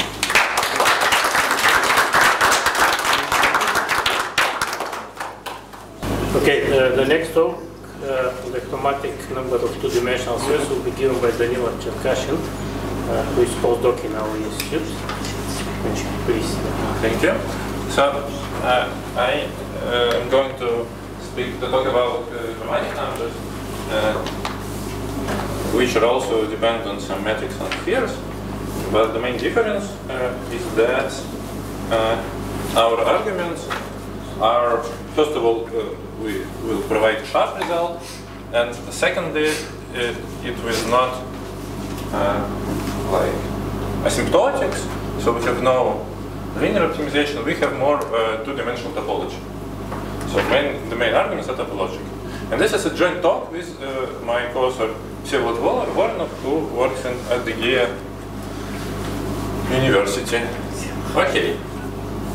So we consider a sphere of radius r, and we consider the following graph, unit distance graph. The vertices are points of the sphere, and the set of edges connect pairs of points at the Euclidean distance 1. After it will be important, here it is not important, but let us assume that the matrix is Euclidean. And if we consider R to be equal, if R is smaller than 1/2, there is no edges. If R is equal to 1/2, we have a matching. Each point is connected only with its antipodal. And if R is greater than 1/2, we have a rather complicated graph. We will see that for each greater R, it's really complicated. And we are interested in chromatic number, so the minimal number of colors in which we want to color the sphere such that no 2 points at the distance 1 have the same color. Okay, I hope it's clear. And also it's very easy to see that since we fix the sphere, then we can color it in a finite number of colors. So by a very classic theorem, which is in fact a compactness principle, the subgraph, there is a subgraph with a finite subgraph with the chromatic number, the same chromatic number. But in our consideration, we do not provide such subgraph. So we have a lot of implicit configurations, but just if we assume axiom of choice, then there is such a graph, blah blah blah, compactness, so on and so on.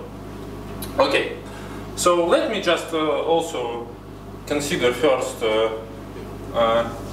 one-dimensional sphere, which is a circle, and the situation in this case is very simple, because because the situation of coloring in 2 colors is the only trivial case, because it is just polynomial time. You can consider breadth-first search, and then you have to check do you have both cycles or not. And in this situation, everything is clear. If you can consider in odd cycle, then the chromatic number is 3, otherwise it is 2.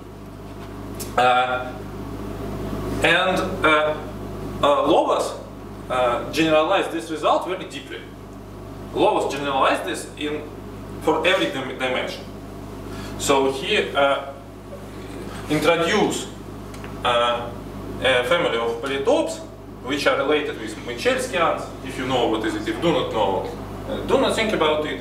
And he showed that there is the situation in any dimension is the same by providing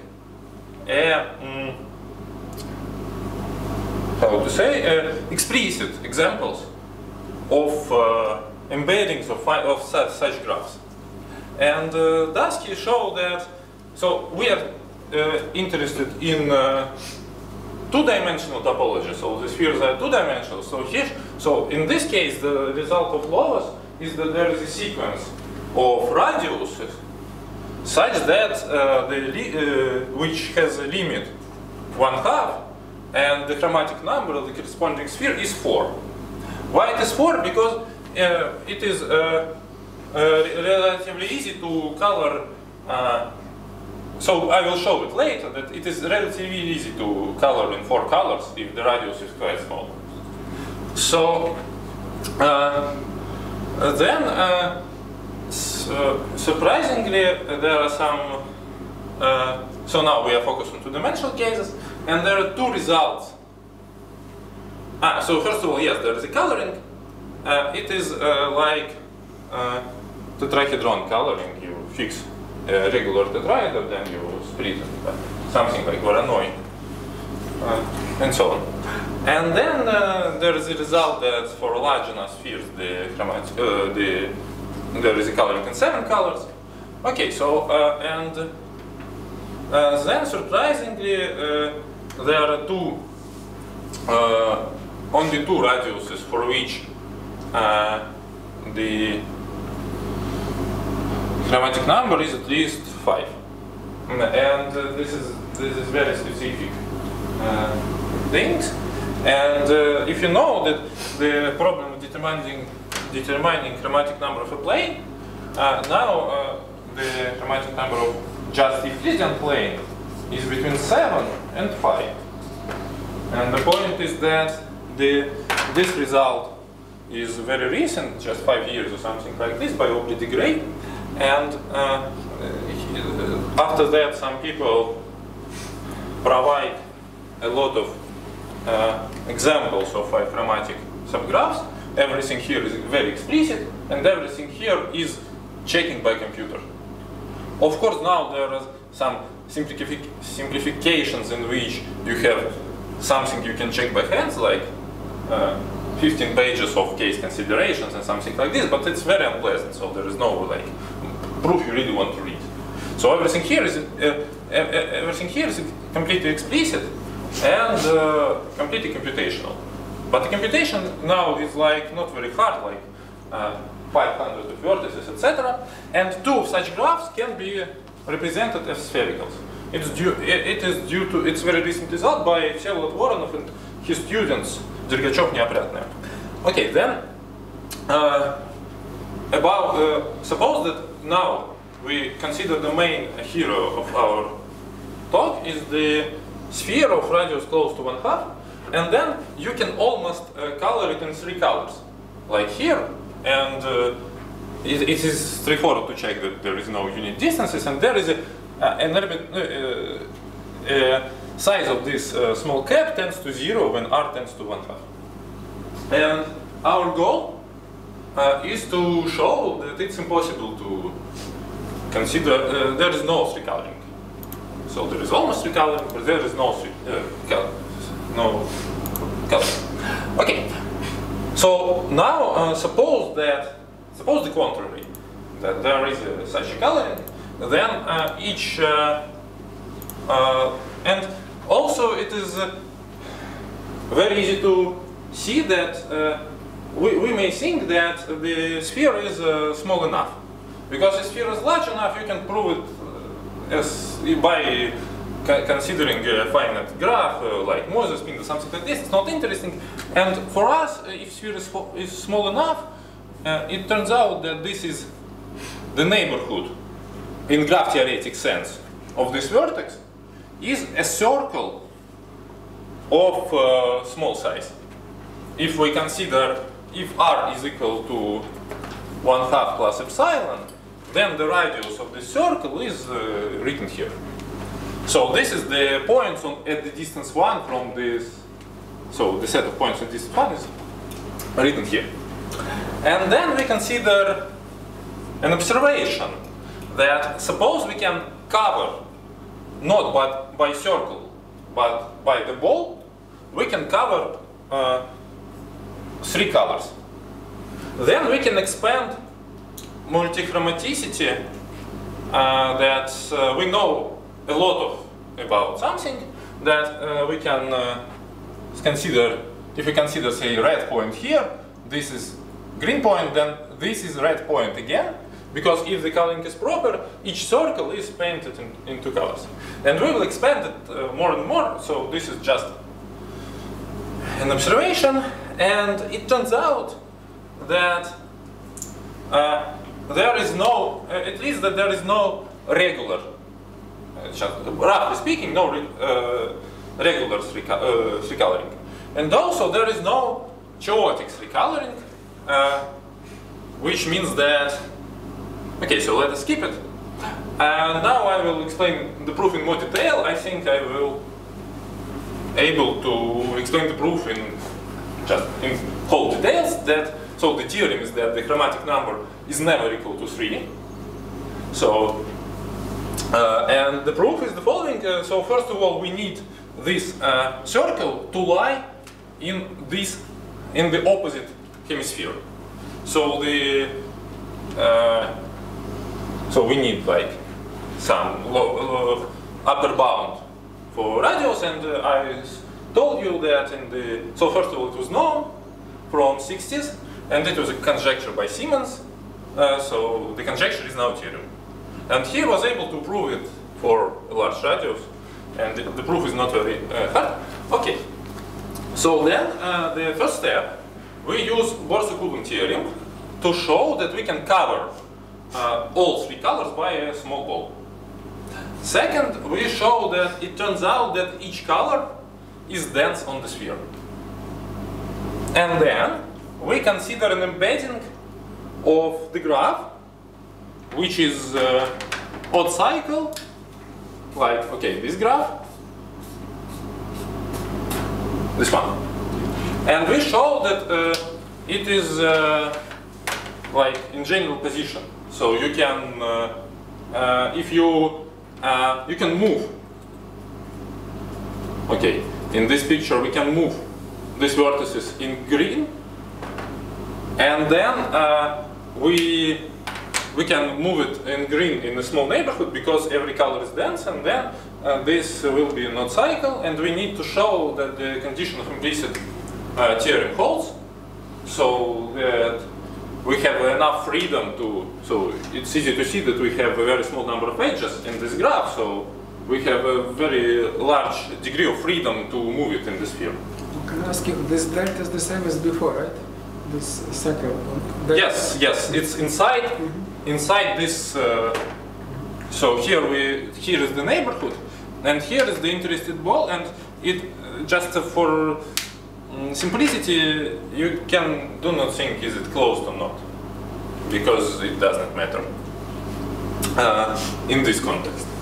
Okay, so step 1, we consider a function which is distance from the closure of red and closure of blue.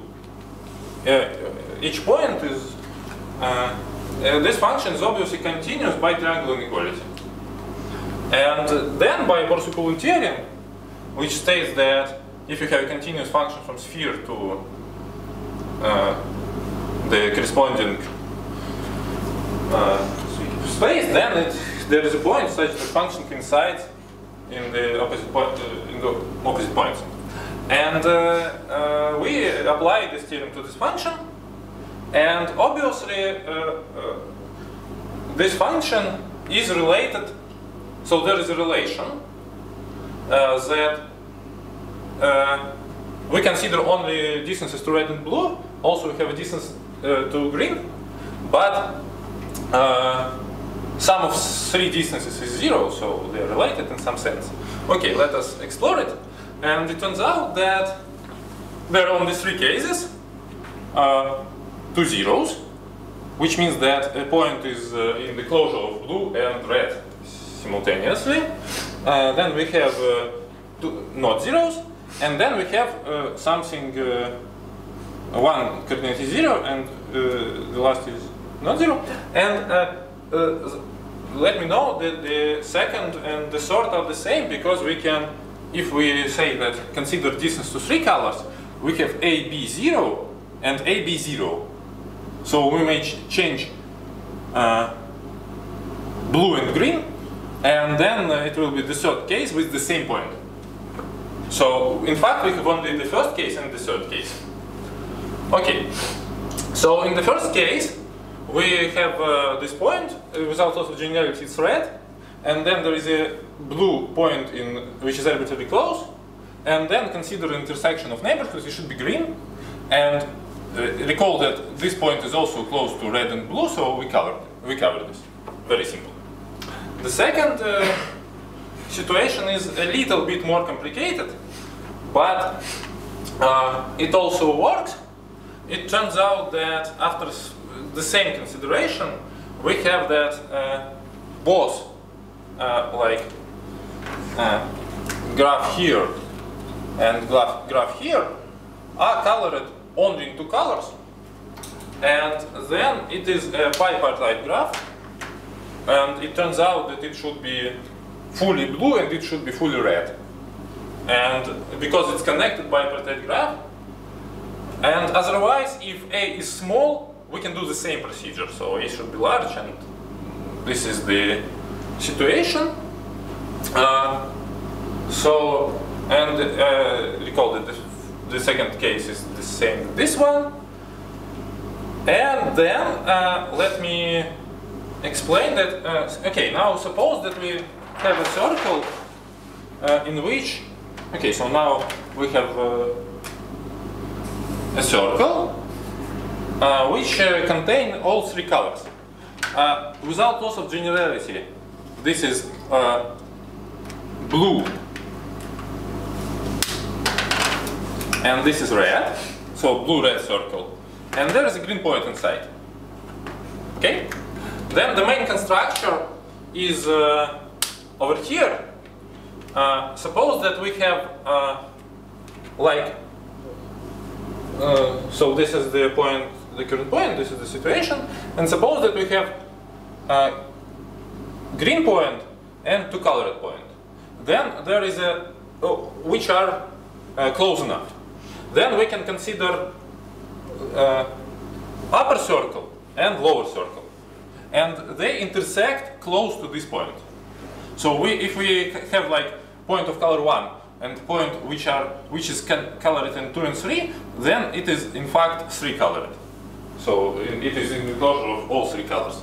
Okay, then so here we consider in this circle there is a point which is close to both red and blue, and then it is also 3 chromatic. 3 chromatic means that in each simply by this construction, in each neighborhood there is a point there are points of all 3 colors. So then after we find the ball, we found also a point which is 3 chromatic, and then it is very easy to expand 3 chromaticity on the whole sphere. Now, if we have so here let me just provide it. Here we have a point which is red and blue, and then we can consider such circle, and this is green point. And then we can, if we start with a 3 chromatic point, then we can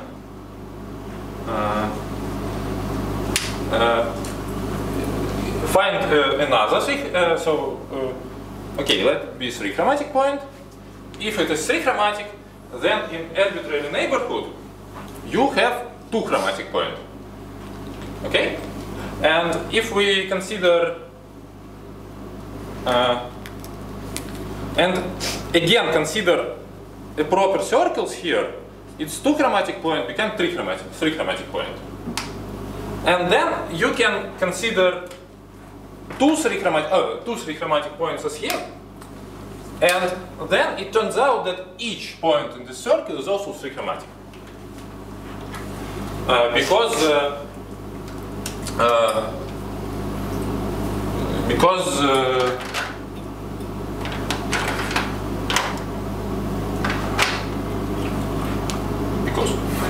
okay, so then the next, so then it turns out that just by simple combinatorics, you can, starting with ball, get 1 3 chromatic point, then get the second, and then get everything else just using intersecting the cycles, the circles, and simple continuity.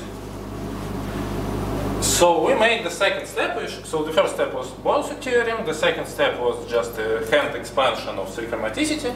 And now we have that each color is dense in the sphere. And now we consider the last step, where you consider such a graph, which is a knot cycle, and we add leaves to them.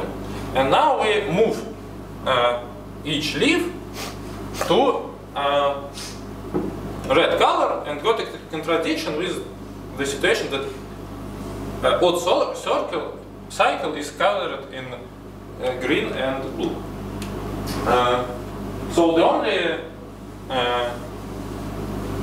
remaining thing is the third step is to find the stable embedding. So can I ask you, yes. If you already have 4 points red, but last point is only 1-dimensional as an outcome, right?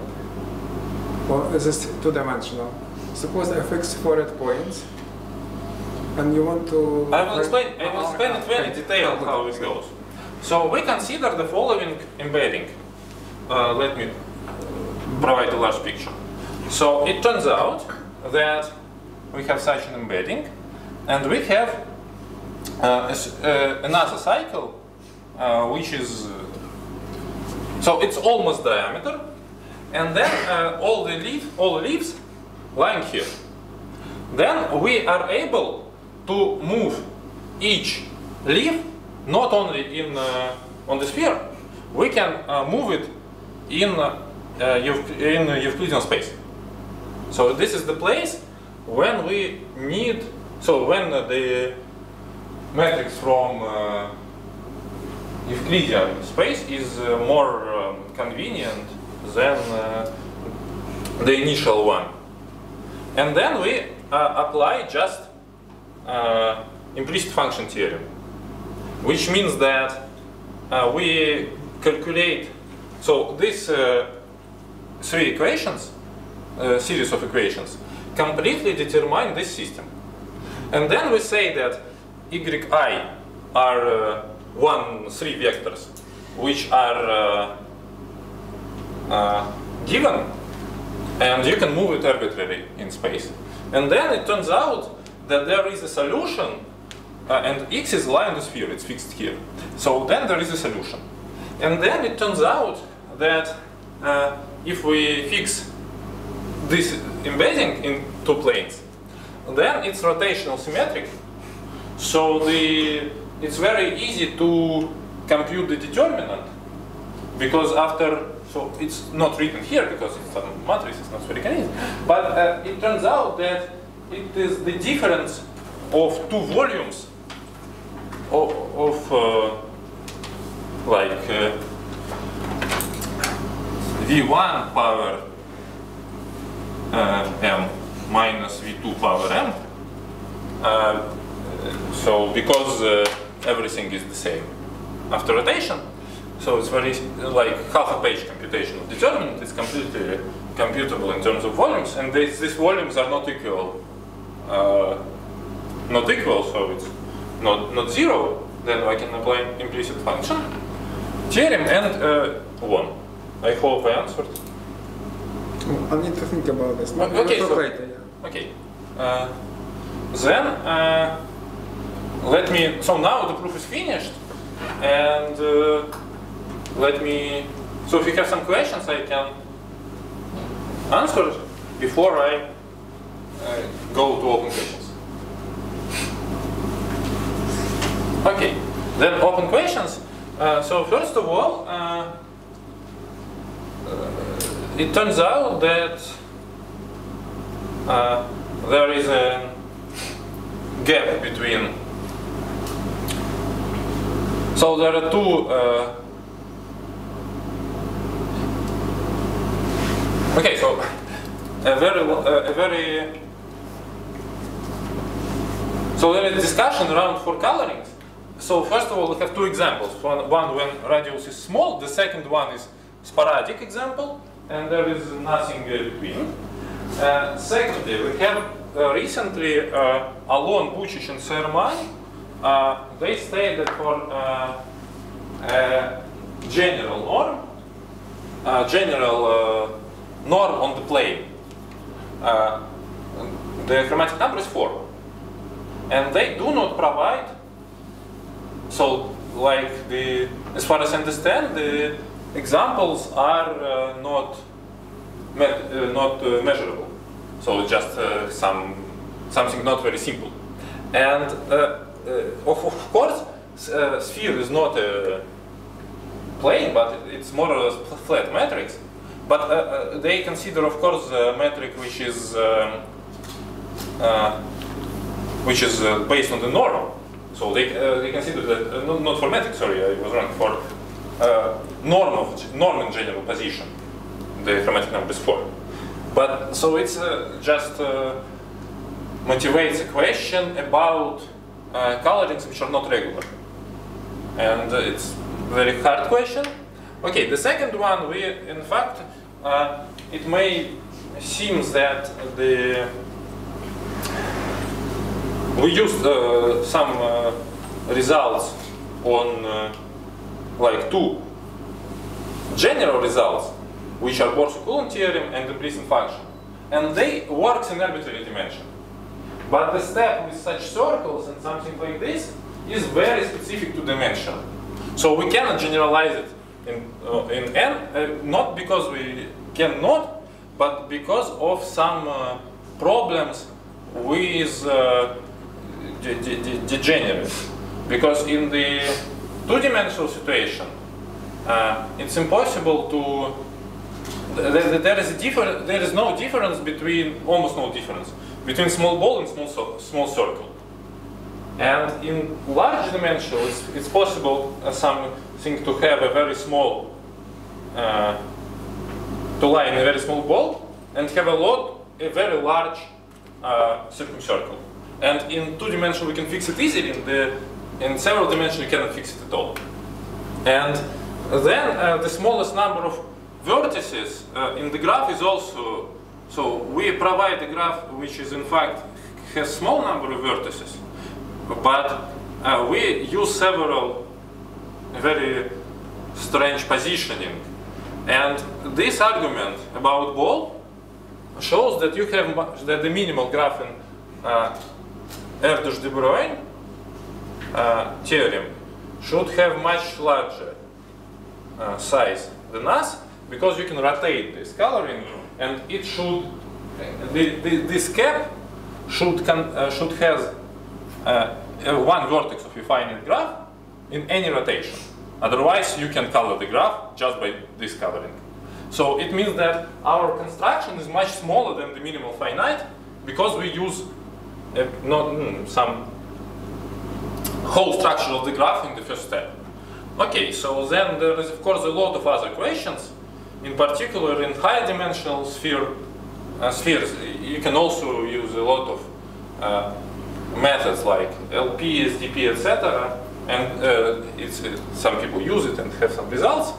Okay, and then the last thing is that, let me recall about for chromaticity, I also said that we have two sporadic points in which we have 5 chromatic graphs. On the other hand, we have some result by Alon and Bucic and Serman, and which says that maybe in general situation it do not hold. Okay, so then thank you for your attention. you.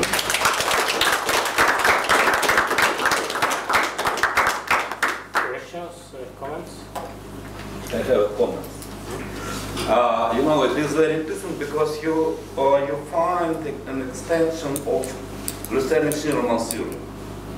You know Lucerne-Schirrmann theorem, right? I do not know what is it. It is equivalent, just one.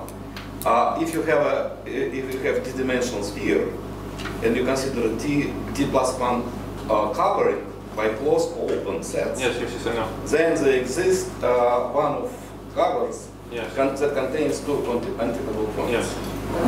But in your case, in dimension when d equals 3, right? You prove this theorem. Doing 3 sets. Yeah, because you have a 3, but you prove not antipodal. Yes, yes. In the distance 1. I mean, that means, you know, if you greater than radius, right? Any number. What is interesting is that actually they exist. Probably also will be short your proof. Are you familiar with the Hopf theorem? Hopf theorem is a extension to the Borsuk-Ulam theorem that says that can any distance up to 2. I mean, like if you have a unit sphere, right? Yes. Take any distance r. In this case, they exist, and also we have a proof if you have a continuous map. That's n to Rn, right? In this case, there exists a pair of points in this distance that's n to the 1 point. I see. It is exactly the same Borsuk-Ulam, but Yes. not necessarily to consider other points, that you can consider any pair, any distance r. Maybe this gives you a little bit shorter. Moreover, proof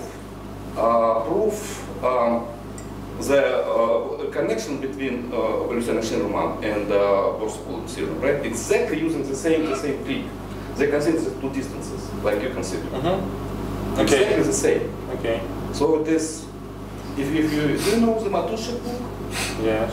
Yeah, if you look in the proof, they use the same proof. Okay, I will check. But of course, you have consider, the problem is, because for chromatic number, you have to consider some configuration, what you did after that. Yeah. It is also.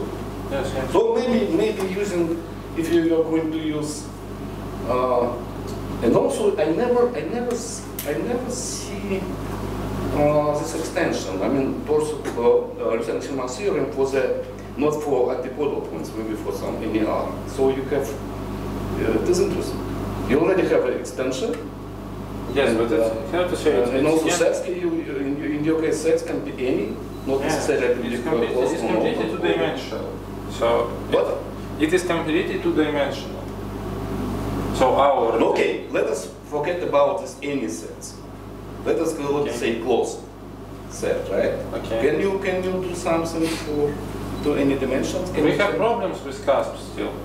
So so the problem is that, okay, so let me provide simple example which we have to avoid in several places when we work with chromatic numbers.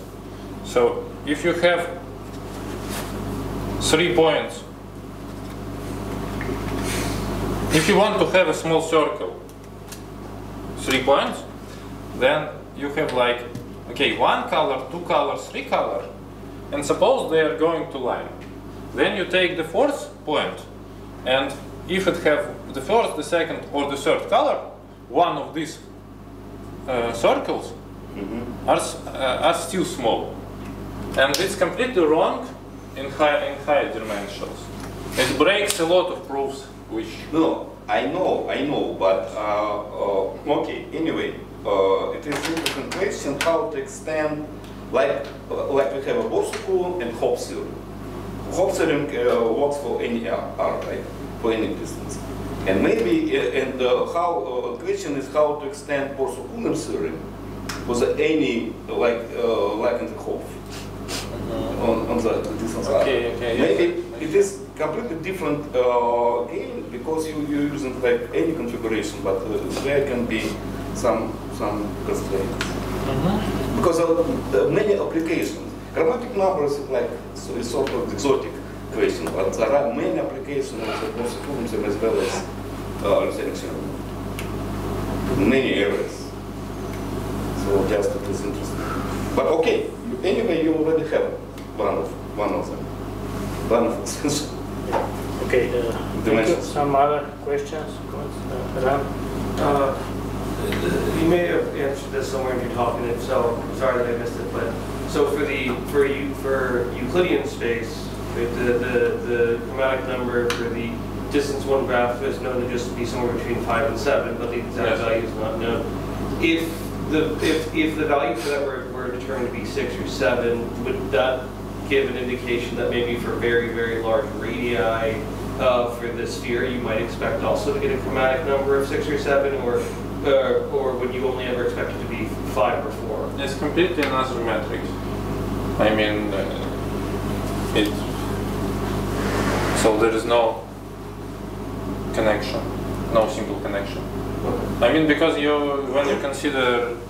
you work in the plane, you have one pattern. When you work in the sphere, one small pattern, you construct a large graph from them. So in fact you need a quite small space to build it using small patterns. And on the sphere, you should, because of curvature, you should have completely another small patterns. So it does not. So you can consider just another norm in the plane, and you will get another pattern. And in our situation, we work in completely opposite case, when we should use all the sphere because all Coulomb uses all the sphere. So we have to use all the space. So, and also let me just briefly know that the proof, we do not use that this is a sphere. If you just, it's topological. And topological and a little bit combinatorial. If you just smash it a little bit, everything will be the same.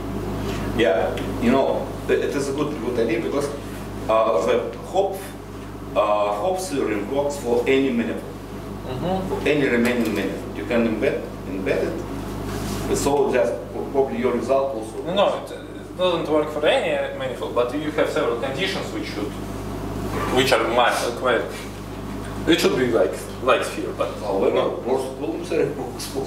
Yeah, I can. You can continue. Yeah, some other questions or comments? Okay, the session is over. There is some. Okay, just going in the reception, and I will start as chairman. Also, this will be online session because João unfortunately he was not able to come for some reasons, and it will be online presentation by Zoom, so we will not have possibility to have questions during the talk, and so keep your questions to the end. Okay, so that talk will be by João, the granular wax and angular multiplicities. Okay, yeah, please, Uday. Thank you. Yeah, thank you for the invitation, first of all. And I want to apologize for not being able to make it there in person. I had a very last minute change of plans due to family reasons that I cannot come to Sofia, but I really wish I could. So today I'll talk to you about equiangular lines and eigenvalue multiplicities. So the basic problem that we're thinking about is that of equiangular lines, namely how many lines can you put in a given dimension in real RD such that they all go through the origin and they pairwise make equal angles with each other. In 2 dimensions, it's not too hard to see that you can put 3 lines. That's the most number of lines you can put. And already in 3 dimensions, it's a little bit hard to visualize, but the answer turns out to be 6. Corresponding to the 6 main diagonals of a regular icosahedron, and you cannot do more. The exact answer to this question is known for small dimensions. Only finitely many dimensions is the exact answer known, although we do have bounds for higher dimensions. And what is shown on the slide is what well, Gershon proved using a beautiful linear algebraic argument back in the 70s, an upper bound of d plus 1 choose 2. And the Kane showed in 2000 a matching lower bound up to a constant factor.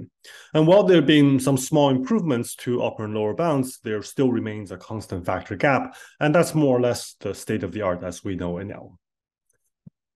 The main goal of this talk is to focus so there's an additional fact about these constructions I should mention, which is that in all the lower bound constructions, the pairwise angles between the lines all approach 90 degrees as the dimension gets large. So we want to look at this problem where we fix the angle. So someone gives you the angle, and you want to know in some given dimension, particularly in high dimensions, how many lines can you put around the origin with that given angle? We're going to parameterize the angle by its cosine. So if the angle is theta, we're going to look at the cosine of theta. For a fixed angle, it turns out that the maximum number of lines grows linearly in the dimension. And this is in sharp contrast to the case of unrestricted lines, where the number of lines grows quadratically in the dimension. If you know that it grows linearly in a dimension, then it's now an interesting question to ask, what is the coefficient in front of D? And that's the main problem that we seek to answer in this work, where to determine this limiting, so this limit coefficient. And we were able to solve this problem completely. But let me tell you a bit about the history of this work. Although the problem of equiangular lines had been studied for much longer, the first paper that looked at the problem with a fixed angle is from Lemons and Seidel in the 70s, where they solved this problem exactly for the angle arc cosine of 1/3. And in particular, they showed that for all sufficiently large dimensions, the answer is this number, roughly 2D. The next case took some decade and a half later, when Neumayer solved the problem for the angle arc cosine of 1/5, showing that for sufficiently large d, the exact answer is this number here, roughly 3D over 2.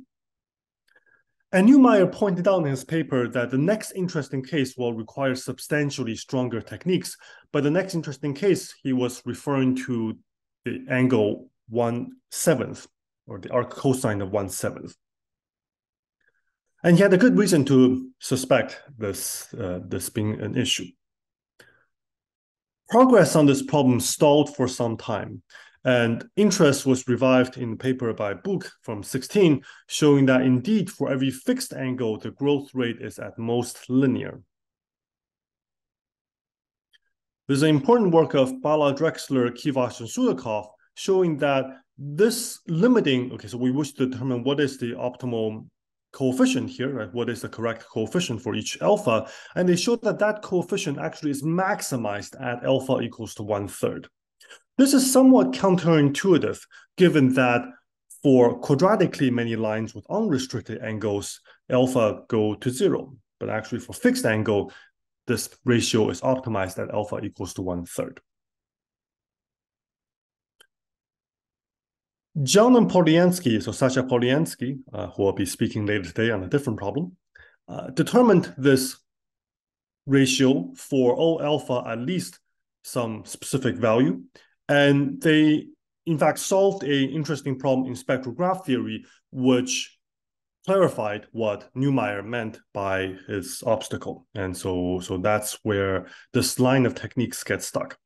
They also proposed a conjecture for answer in general.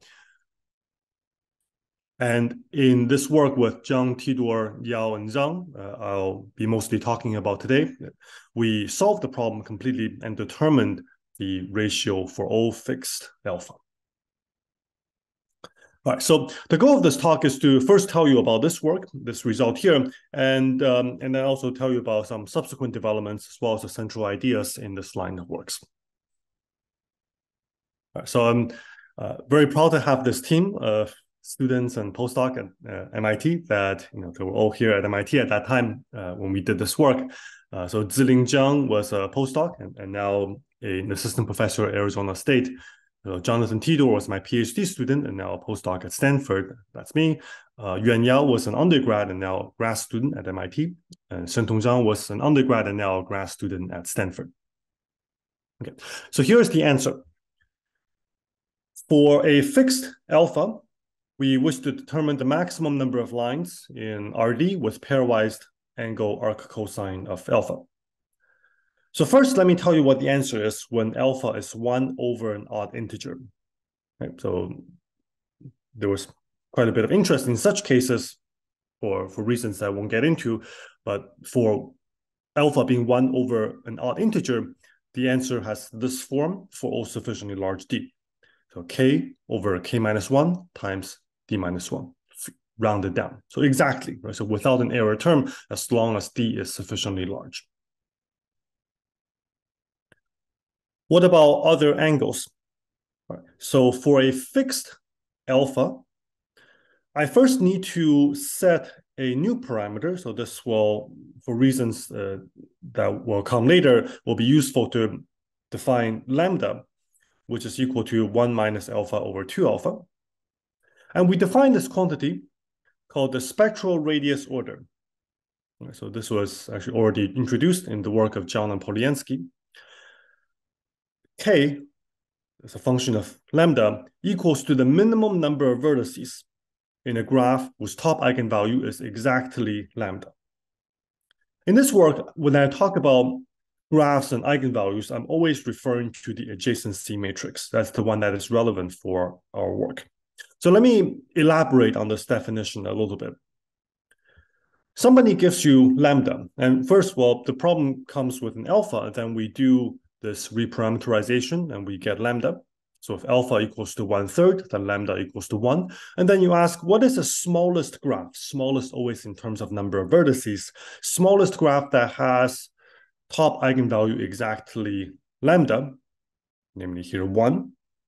And that graph is a single edge. This is one regular, so top eigenvalue is 1. And this graph has 2 vertices, so we put down k equals to 2. When alpha equals to 1/5, the reparameterization gives you lambda equals to 2, and the smallest graph with top eigenvalue 2 is the triangle, which has 3 vertices, so lambda equals to 3. And this pattern continues when alpha is 1 over an odd integer, in which case lambda will be an integer and k will be 1 more than lambda. Here's another interesting value of alpha, 1 over 1 plus 2 root 2, in which case lambda is root 2, and the smallest graph with top eigenvalue root 2 is this 2-edge path, which has 3 vertices. Okay, so that's the definition of the spectral radius order. Now back to the theorem statement. When the spectral radius order k is finite, then we determine that for sufficiently large dimensions, the maximum number of equiangular lines is given by this formula here. K over k minus 1 times d minus 1 rounded down. Again, without any error terms, but you have to assume that d is sufficiently large. When k is infinite, which means that no such graph exists, right? So some value of lambda for which there does not exist a graph with top eigenvalue lambda, we are able to determine that the maximum number of lines with this particular angle is d plus an error term that's sublinear in d. So that's the answer.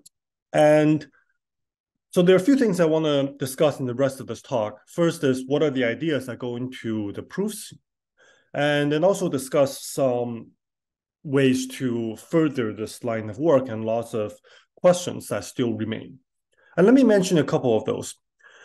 One is that, well, what is this sufficiently large? Right? So in various places, we have sufficiently large. And let me just focus on the top one here. Our proof needs the dimension to be about double exponential in the parameter k. The double exponential dependence is a limitation of our proof techniques. We conjecture that you probably only need d to be at least around polynomial in k. And you need at least polynomial because Actually, the example with quadratically many equiangular lines with unrestricted angles already tell you that there needs to be some constraint on the dimension. So that's one open problem to try to improve this dependence and the sufficiently large dimension. Another source which is related is what's going on with this error term little o of d. Our proof gives this error term as d over log d. And we don't know how sharp that is. It's probably not too sharp. Paper John and Poliansky conjectured that for a given alpha, this error term should be bounded. And they were able to prove this in various special cases of alpha. And we reiterated this conjecture in our paper. However, very recently, I have an undergraduate student, Carl Schreikraut, who by himself managed to construct a counterexample to this conjecture, showing that for some special values of alpha, this error term can be at least as large as log d, in particular growing with d. So it remains an interesting problem to better sharpen what happens here with this error term. A key ingredient in our proof is a new resulting spectral graph theory, which is of independent interest.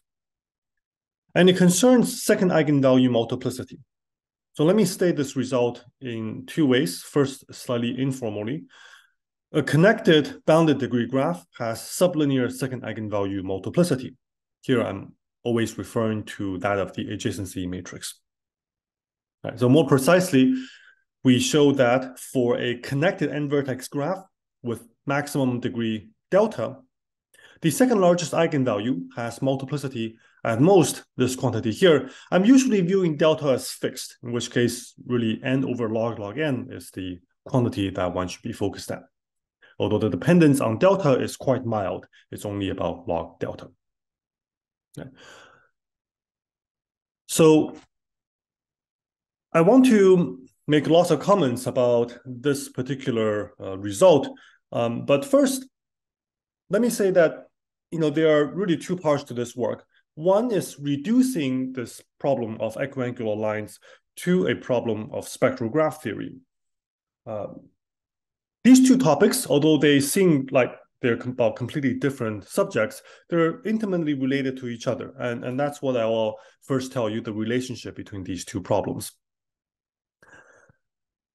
And then I'll explain what's going on here. Right, so I think this is a really fascinating problem for which there's still a lot that we do not understand. So this sublinear bound n over log n is enough to prove our main result, but it remains a fascinating open problem. What is the right dependence here? And some of the quantitative open problems I mentioned on the previous slide have to do with this bound here. Okay, so for example, likely the polynomial dependence can be proved if we can prove a power-saving bound, let's say n to the 0.99 over here, and whether that's true or not is very much open. So I'll show you in a later slide what we know about this problem here. Okay, so that's the plan. So first, let me explain the connection between these two problems. Now, this connection is not new. In fact, in this classic textbook on algebraic graph theory by Gosselin and Royal, they mention that there's a whole chapter on the problem of equiangular lines, and they call this problem one of the founding problems of the subject. So I want to explain that connection and explain how to get from equiangular lines to spectral graph theory. Starting with a configuration of equiangular lines in d dimensions, we can form a collection of unit vectors by picking one unit vector in the direction of each line.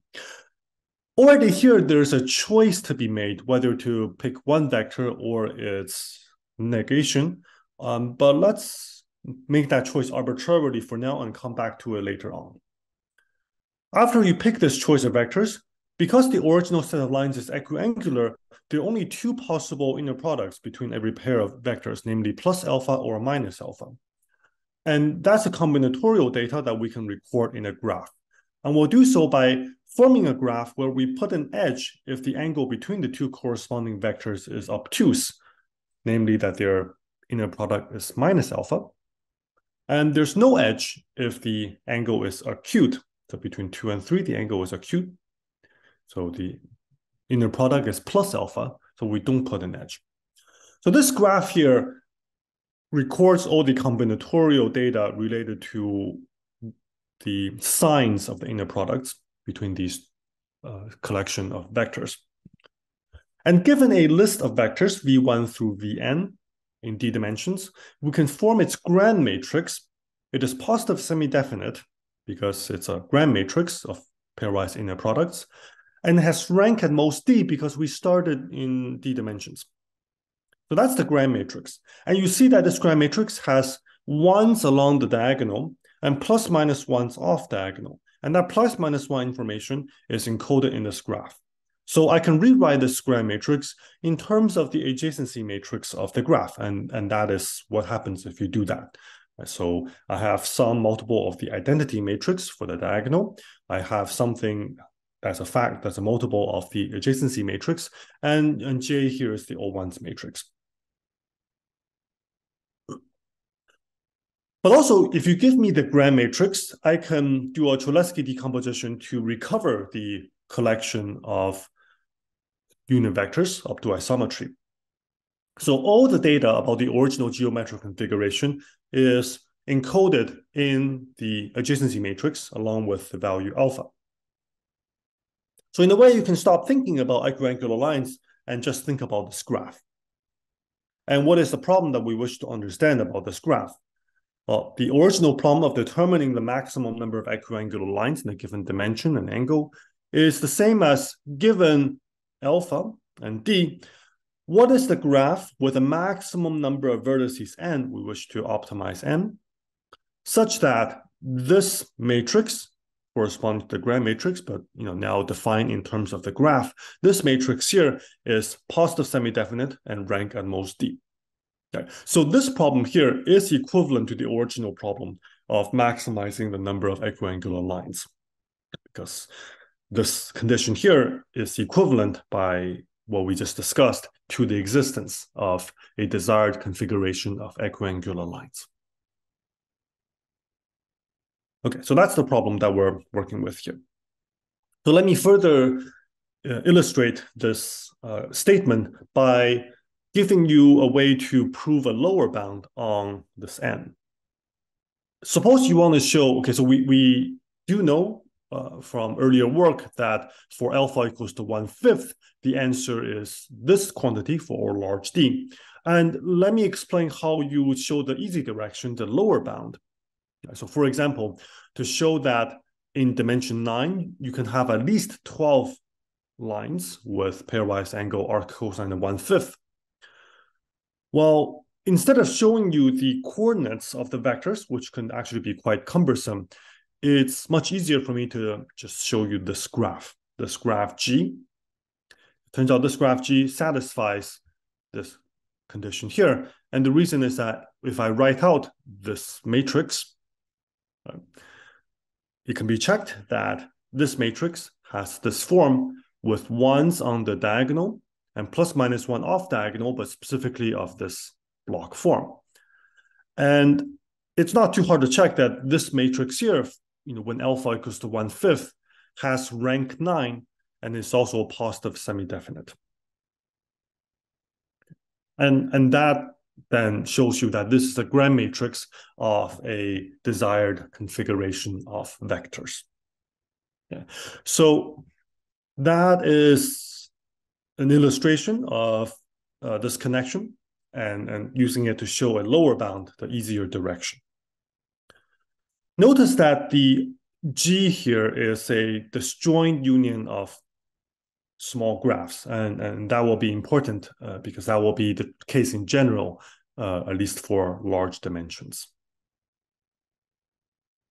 The more interesting side of the problem is to show what happens to upper bound n. Right. And to do that, we can begin a calculation as follows. So n, we have an n by n matrix, and so by the rank nullity theorem, n equals to the rank of the grand matrix plus the nullity of the grand matrix.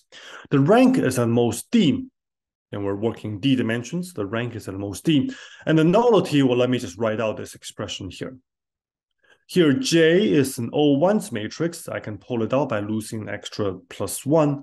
So we have this expression. That's the nullity of some multiple of the identity minus some multiple of the adjacency, which is the same as saying the multiplicity of this lambda as an eigenvalue of the adjacency matrix of G. Okay, so already we're seeing the eigenvalue multiplicity come up here. Now, the grand matrix is positive semi-definite. So in particular, this grand matrix has all of its eigenvalues non-negative because of its positive semi-definite. If you remove a rank 1 component, then it shifts the eigenvalues, but the number of negative eigenvalues in the remaining expression without the plus j is at most 1. There can be at most 1 negative eigenvalue, which means that lambda is either the top eigenvalue of AG or the second largest eigenvalue. So these are the only two possibilities. The largest eigenvalue case turns out to be the easy case, and this corresponds to the example that we saw earlier with disjoint unions of small components. The interesting and hard case that needs to be ruled out, and this is the bulk of our work, is what happens when lambda is the second largest eigenvalue. So let's recap what we just saw.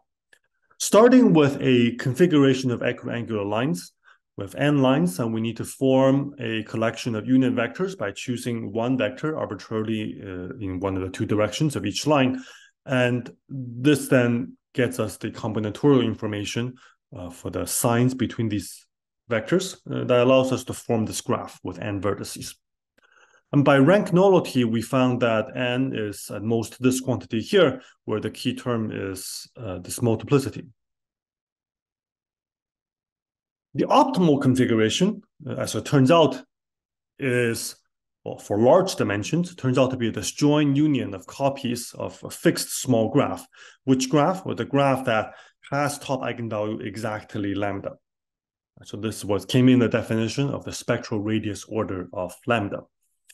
So for example, when lambda equals to 2, right, so this is the graph that you repeat many copies of it, that turns out to be the optimal graph. However, we don't know that a priori, so that's what turns out to be the case. And this corresponds to when lambda is the top eigenvalue. And the other possibility that needs to be ruled out is what happens when lambda is the second largest eigenvalue of G.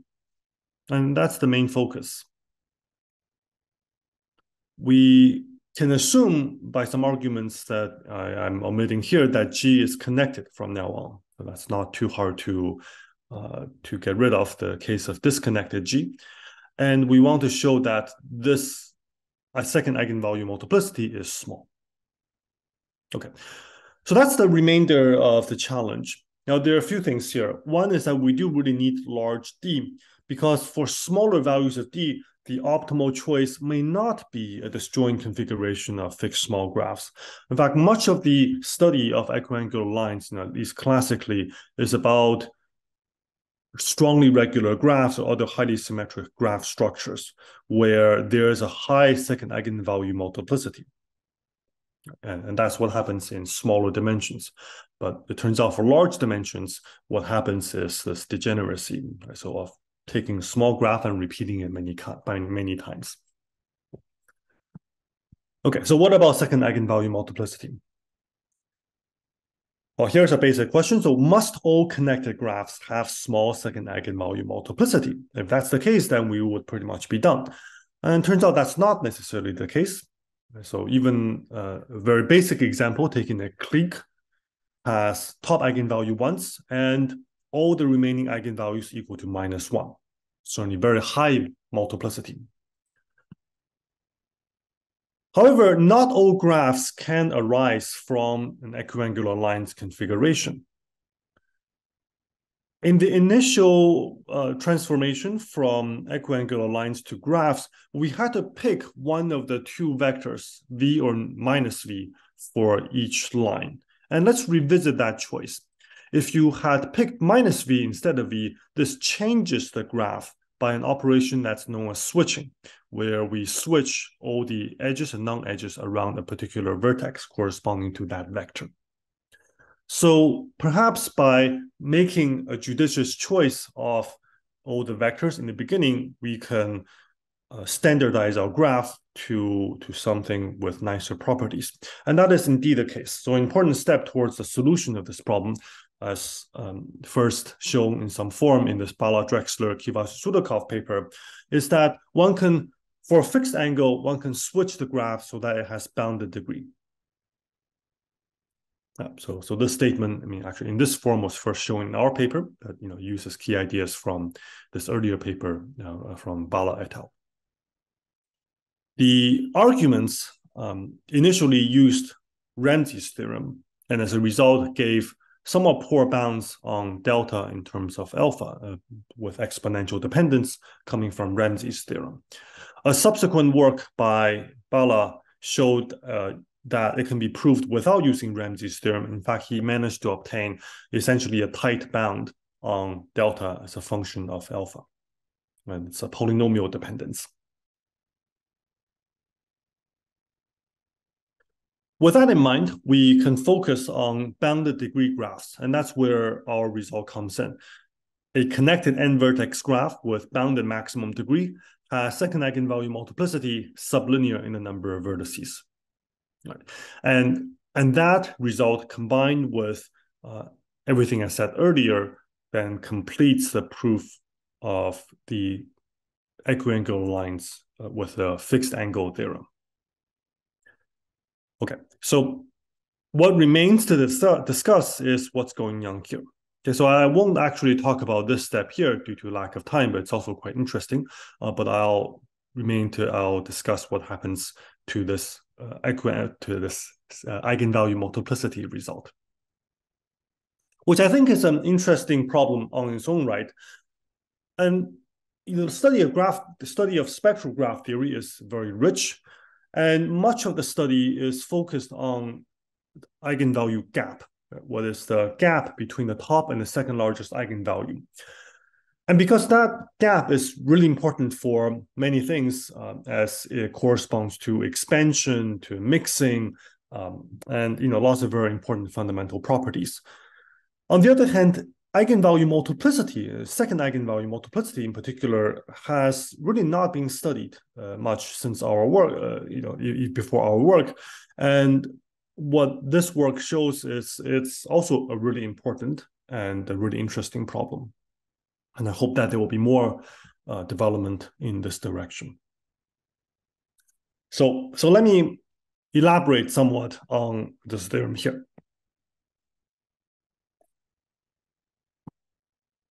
First, we talk about the second eigenvalue multiplicity because that's the one that's relevant for the equiangular lines problem. However, if you replace 2 by any other constant, the result basically remains the same. So the 10th largest eigenvalue also has sublinear multiplicity. Let me show you some near-miss examples to illustrate all the hypotheses, all the adjectives in the theorem. If you remove the bounded degree hypothesis, then the statement does not hold, right? So we already saw the complete graph is a counterexample, but there are many other graphs, for example, strongly regular graphs, such as the Cayley graph of quadratic residues. They are not bounded degree, but they also have linear eigenvalue multiplicity. This graph here, known as the caterpillar graph, has 0 with linear multiplicity. You can see this because the eigenvector that assigns 0 to all the vertices except a pair, sign +1 and the -1 to a pair of feet like this. It's an eigenvector with eigenvalue 0. But 0 is actually a middle eigenvalue. It's not one of the largest eigenvalues. And in fact, later, I will show an example where the smallest eigenvalue can also have linear multiplicity. So our result is really about the top eigenvalues. Here is a graph that has linear multiplicity, but it's not connected. So the connected hypothesis is also very important.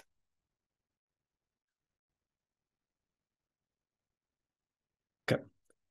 This is the bound that we prove, n over log n. And you can ask, well, how tight is this bound? This is still the best that we know for this particular version of the problem, although for some other versions, there are other improvements. The best lower bound that we know is the subsequent work together with 3 undergrads at the time, so Milan Hyman, Carl Schreiker, and Shentong Zhang, where we prove a bound that's at least around root m. And the basic observation is that one way of getting eigenvalues to collide is via group symmetries. And in fact, there's an easier example that's around cube root of n by taking a Cayley graph on a highly non-abelian group, namely PSL2, and using representation theory to get us eigenvalue multiplicity. Now, eigenvalues tend not to collide by accident. If you take a random graph, it's not going to have any eigenvalue multiplicities. They have a tendency to repel each other. They tend want to be away from each other. So to get eigenvalues to collide, they need to do so for some good reason. And the most effective way we have of constructing eigenvalue multiplicity that's very high is by group symmetries. On the other hand, it seems very hard to get beyond root n using group symmetries because of this basic fact from representation theory that some of the squares of dimensions of the irreducible representations add up to the order of the group.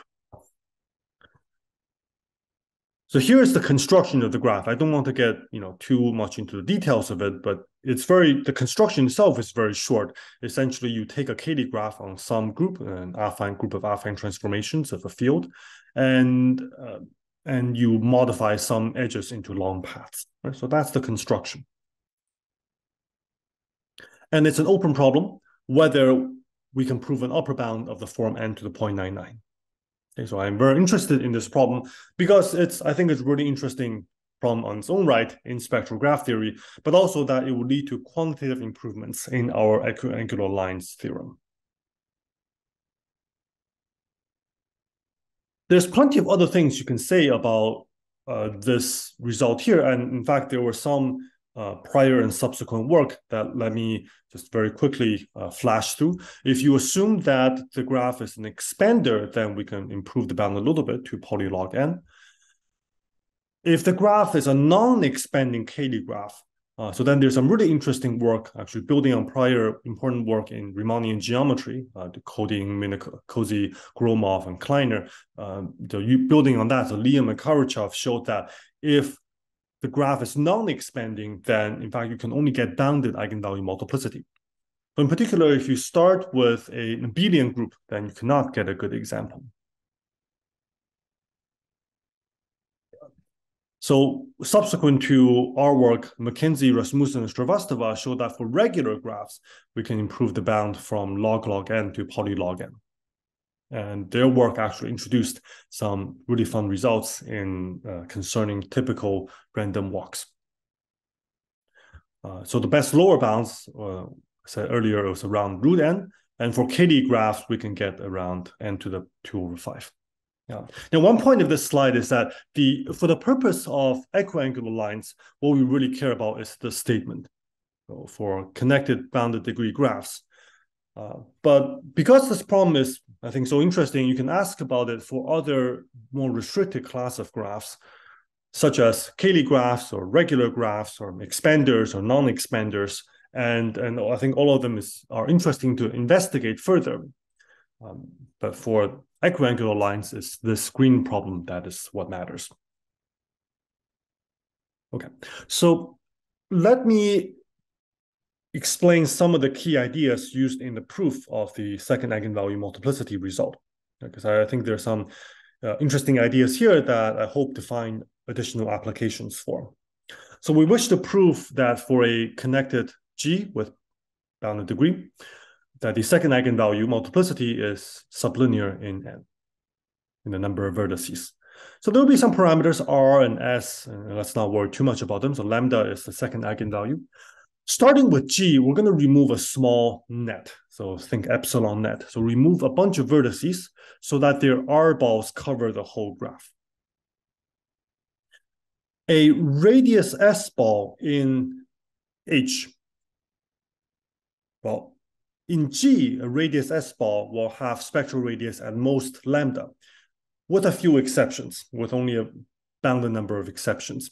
And the point is that if you have too many balls with large spectral radius, then that would contradict Perron-Frobenius. Okay, so we have initially in G, spectral radius at most lambda. And the key point is that if you remove this net, then in H, the typical radius S balls have much smaller spectral radii, so lambda minus epsilon. So there's a reduction in the spectral radii. So vertex removal lowers spectral radius. This fact is not hard to prove. It can be shown by counting walks, but it's a very important observation in our proof. And then once you have that, we can bound the second eigenvalue multiplicity in H via the method of moments, namely looking at the 2s moment, a high moment of the adjacency matrix, which on one hand counts closed walks, but on the other hand, we can look at the spectral form and drop all the terms other than the one that we care about to get so that we can get an upper bound on eigenvalue multiplicity. The number of closed walks, well, a closed walk of length s starts from some vertex in H, and then walks no more than s distance away before it has to come back, or else it cannot return to the origin. So such a walk must lie inside the radius s ball. And the number then is controlled by the spectral radii of this ball, which we knew from earlier that there's a reduction. So there's a good upper bound on the spectral radius, and comparing the left and right hand sides and optimizing the parameters, what gets us and it gets us the multiplicity of lambda as an eigenvalue of H. And that would also then imply an upper bound on the multiplicity of lambda as an eigenvalue of G via the Cauchy interlacing theorem. In particular, it tells us that the Cauchy interlacing theorem, if you have very high multiplicity in G and you remove a vertex or a few vertices, then it cannot reduce the multiplicity very much. So we have this bound here. And that is a quick sketch of the proof of the main theorem. Okay. So this is an analytic proof. So there's a bunch of inequalities. And with inequalities, you can also get some quantitative to be more flexible. So the proof also bounds approximate second eigenvalue multiplicity, showing that there are at most n over log n eigenvalues, including multiplicity, within some small window of the second largest eigenvalue. So this 1 over log n window. And a construction that, so in our paper, in a subsequent paper, we showed that there's some construction showing that this version of the result is tight. And it demonstrates some limitation to the trace method that was important for the proof. But it doesn't say that you cannot necessarily improve the methods further, but it does point to that to improve it, perhaps one needs some additional original ideas. Let's move beyond equiangular lines in the very last few minutes of the talk and talk about, well, spherical codes. I mean, this problem is a special case of a more generalized spherical code problem. And let me set up this definition. So given L, a subset of -1 to 1, an L code is a set of unit vectors whose pairwise inner products lie in L. Okay, so lots of interesting problems with spherical codes in discrete geometry have this form. And we can define for a L and a D the size of the largest L code. It's just some concrete examples. The classic problem of packing corresponds to L being an interval from -1 to cosine of some angle. And the Kissing number corresponds to alpha theta being 60 degrees. And For high-dimensional sphere packing, the best bounds coming from Kapatinsky and Levenstein from the 70s comes from a good upper bound to spherical codes in high dimensions. And for such problems, the dominant method has been and is still in high dimensions linear programming bounds. And I guess one message that this line of work on equiangular lines is that for some versions of for some interesting spherical code problems, moving beyond linear programming bounds can be quite effective. So here are a couple of problems which is quite suited for this framework. If you fix a positive angle, so a positive number corresponding to an acute angle, so a fixed positive value, and a range of negative values bounded away from 0. So Book showed that for such an L, the number of lines or the number of vectors is at most linear in the dimension. And later, Bala, Drexler, Kivash, and Sulikov generalized it to if you have k positive values, k fixed positive values, then the upper bound is at most d to the k. And they also show that for each k, there exist values alpha 1 through alpha k for which the growth rate is indeed on the order of d to the k.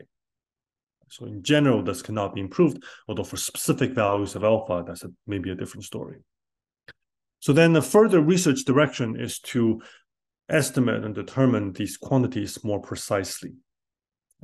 And for each type of alpha, for each type of L, it's an interesting problem on its own right. And in general, it appears to be quite difficult. So in a current work, ongoing work with a couple of students, we are thinking quite hard about this problem. So I'm not yet ready to report the results yet, but hopefully that will come out soon, where we'll be able to say a bit more about special cases of this problem here, as well as some general frameworks to think about this problem.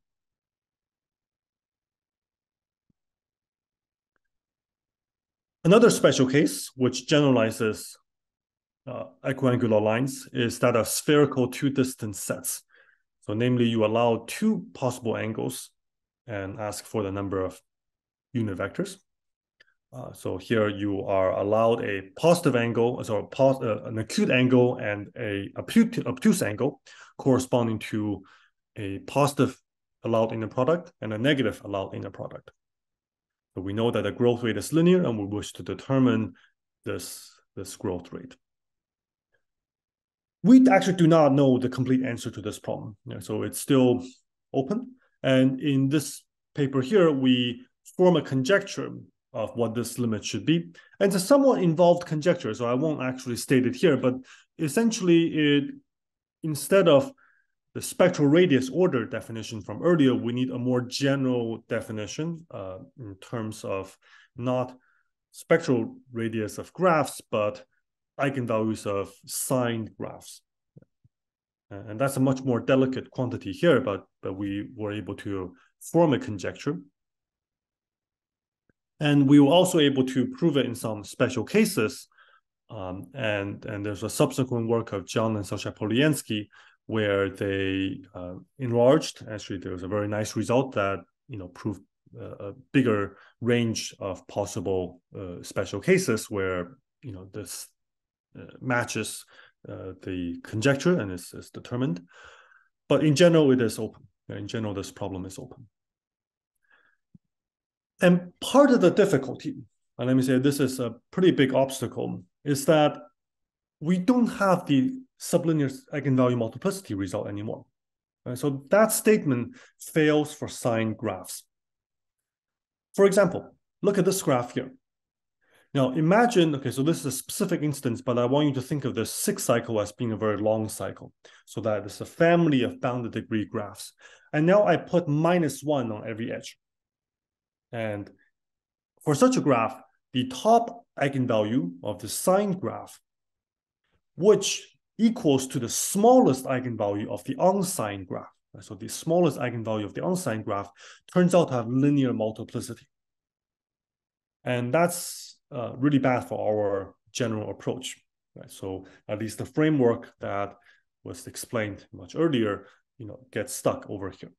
And in a way, this obstacle says that what we know about spherical two-distance set is roughly at a stage to how much we knew about equiangular lines before the work that I talked about in this talk.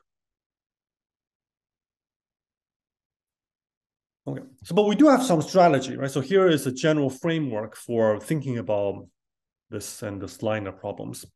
So first, by examining the Gram matrix, showing that the Gram matrix, given that the Gram matrix is definitely positive semi-definite, it allows you to forbid some induced subgraphs. And these are local forbidden configurations.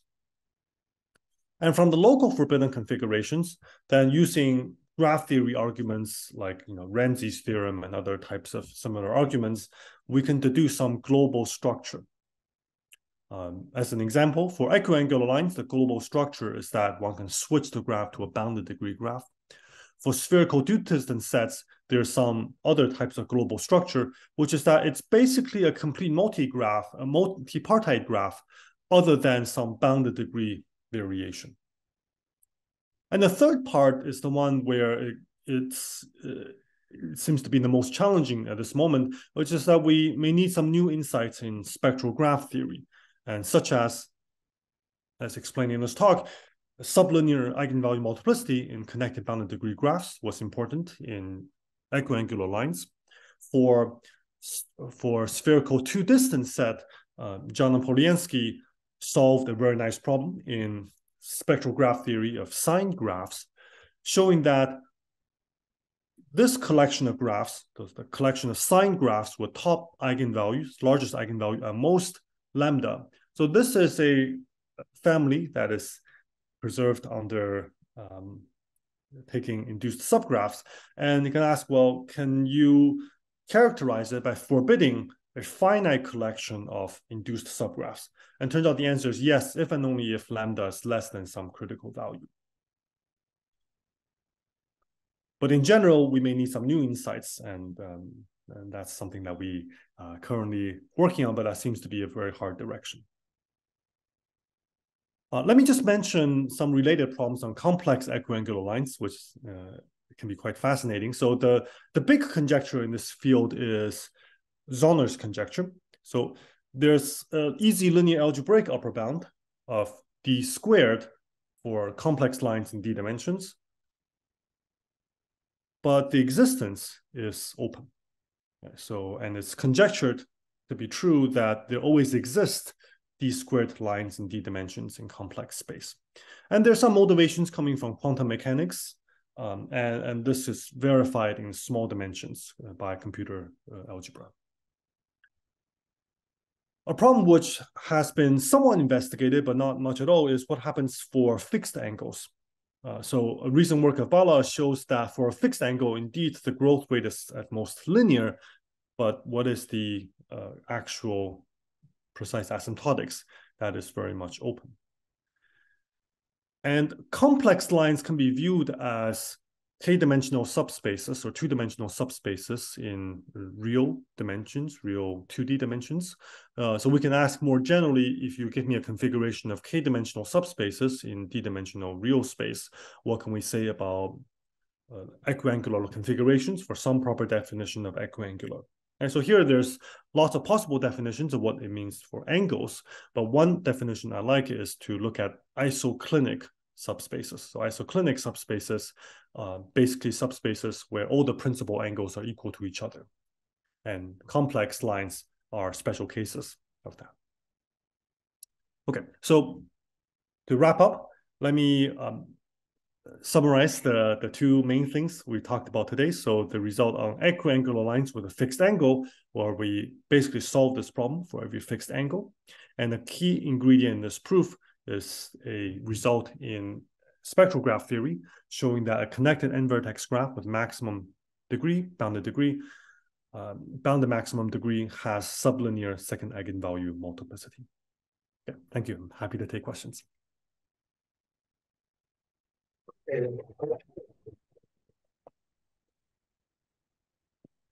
Yeah, and now you have your questions, of course.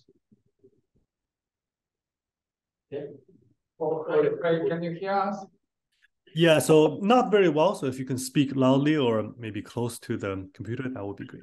So I just wondered in this Zauner's conjecture. So you take unit vectors and you require that pairwise scalar products are the same or have the same absolute value. It's not clear. Correct. Yeah. So the conjecture is that if you take unit vectors in complex space, look at their pairwise Hermitian inner product and the real absolute value, they should all be alpha. In complex sense. Yeah. So the angle is measured by the magnitude of the Hermitian inner product. It should be also tight design, tight complex design. Yep. Okay, but for me it's new that it's exactly verified in dimensions up to 53. Okay, some other questions or comments? Yes, so it's more like a comment than a question. So I've heard some lectures of mathematics about mutually unbiased bases, which, if I understand well, are systems of D vectors in D-dimensional space in CD. That is one orthogonal vector.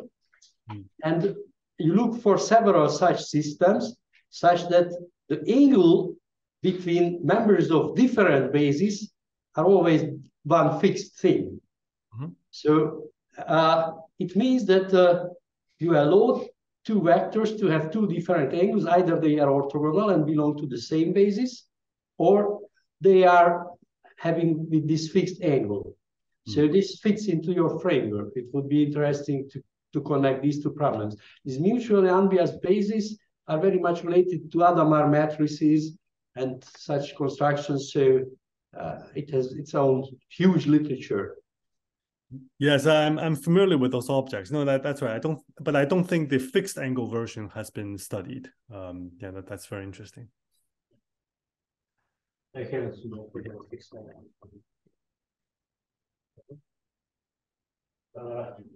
Okay, let's thank again. Thank you again. See you, I hope, face to face. Someone.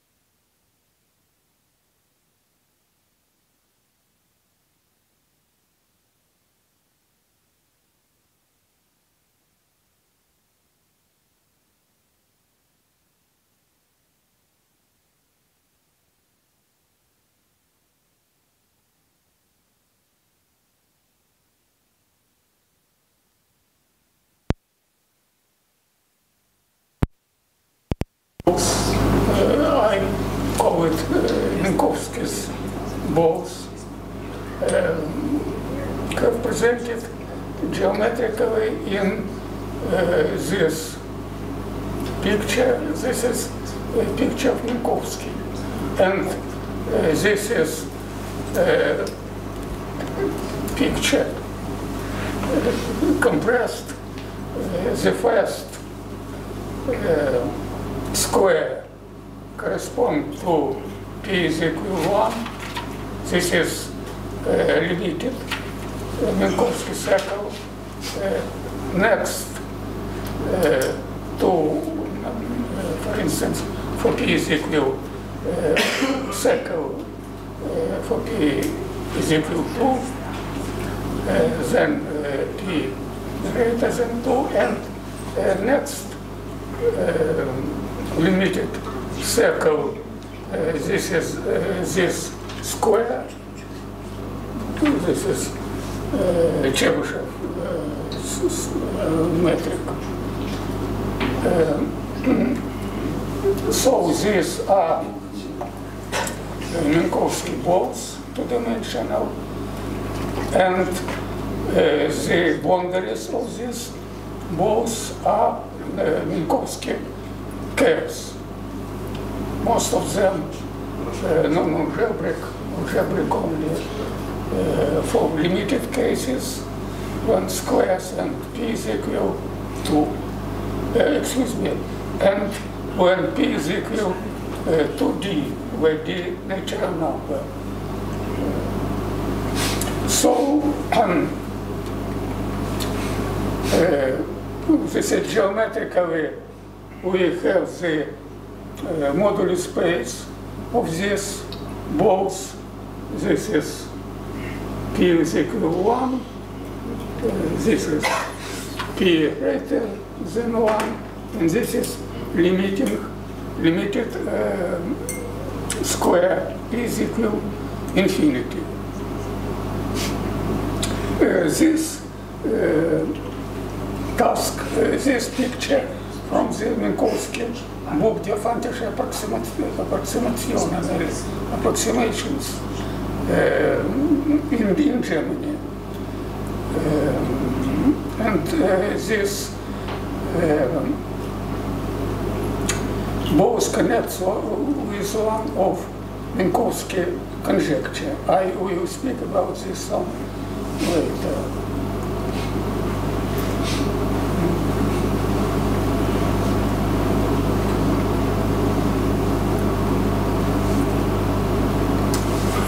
Okay.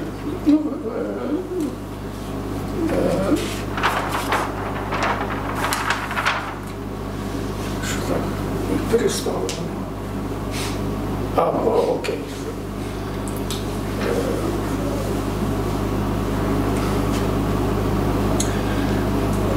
For formulating, so we have to construct packings, optimal packings of all of these balls and optimal lattice packing. There are some definitions. These are the notion of, and we construct optimal packing. But I now will say about p greater than 1 and less than infinity. We construct the optimal packing of these balls on the Euclidean plane if we compute the critical lattices of these balls. A critical lattice, very a critical lattice of a ball. This is the admissible lattice of this ball, which has 3 pair of points on the boundary of this ball. This definitions from, for instance, from Castles. This is also, there is a Minkowski book. And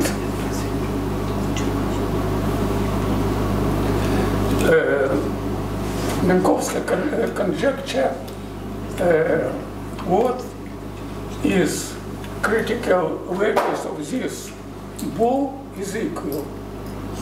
Now, there is some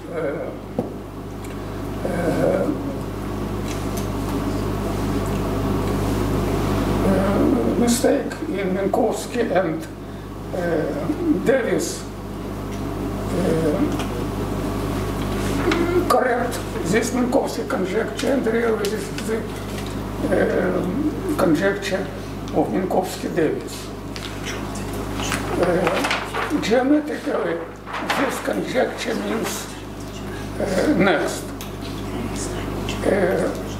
As we parameterize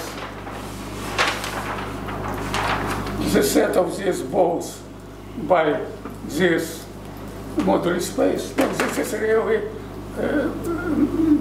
not in general moduli space. This is a parametric space for each P corresponds to one Minkowski ball. And Kohn and implicitly Minkowski proposed to parameterize critical lattices. And the moduli space that parameterize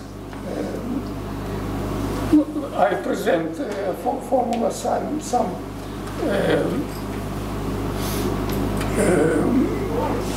in next slides. And now I say about geometry. So this moduli space is defined over the plane, real plane, from P is equal, this is real plane, this is sigma coordinate, here P coordinate, P correspond the parametric space of Minkowski's balls, and this critical lattices parameterized by so-called Minkowski-Kohn surface, and this surface is convex, and the result that solved Minkowski problem is next result.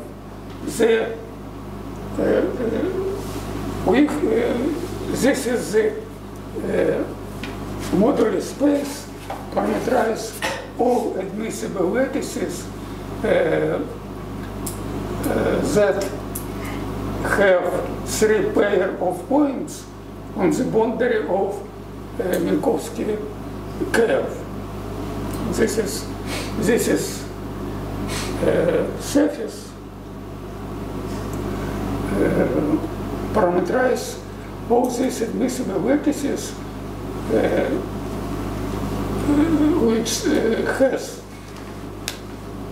which have 3 pair of points on the boundary of Minkowski curves, and and between these lattices, the critical lattices at the next part of this surface. This from P, from 1 to 2, this is for P is equal, sigma is equal 1, this is P equal 1, and this is sigma equal 1. This is origin 1, 1. And then this is the discovery of Davis. This minimum jumps here from P is equal to here, and this minimum. This is P approximately to 57, I present this, and then again minimum or critical lattices jump on this sigma is equal 1, and this for infinity. So this critical lattices is situated here, here, and here. This is the answer, geometric answer to Minkowski conjecture. And after presentation these geometric considerations in an analytical case, we obtain expressions for critical lattices, and by the equation of this Minkowski cone space, this is convex space, we construct the critical lattices for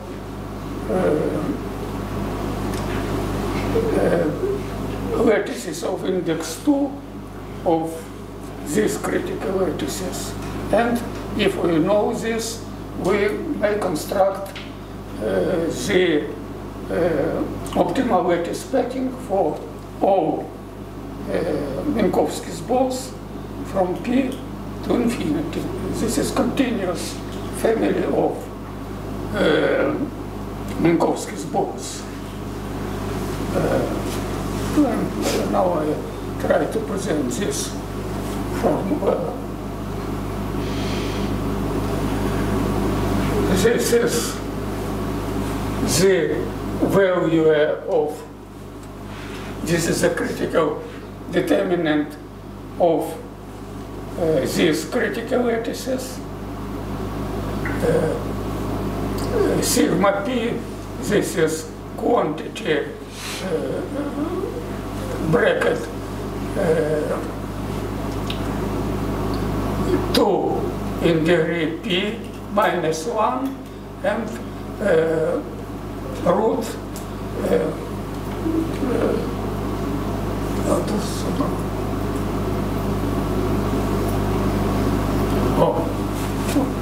this is sigma P, and this is the value of this critical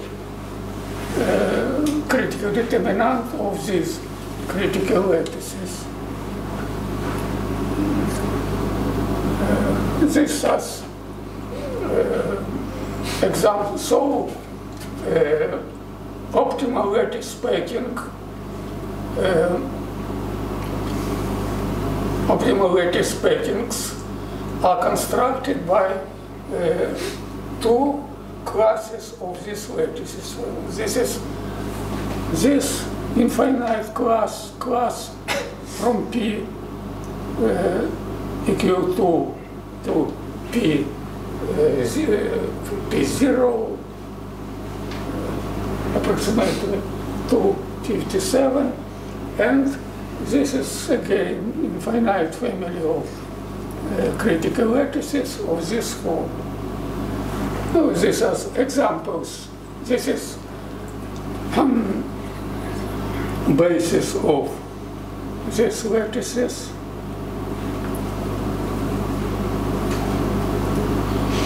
And this is the basis of sum of lattices, for one lattice for these infinite families. This is really for 2 is equal to.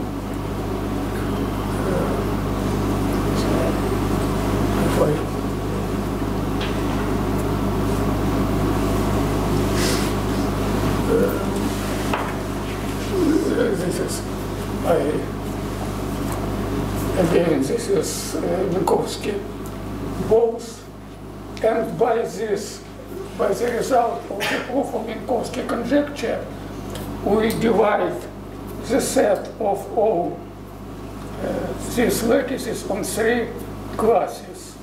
So the critical lattices from 1 to 2, this is Minkowski, all lattices and all balls Minkowskis, and this is Minkowski, this is Davis lattices and Davis balls, and this is Kohn Chebyshev, the Chebyshev. No, this is the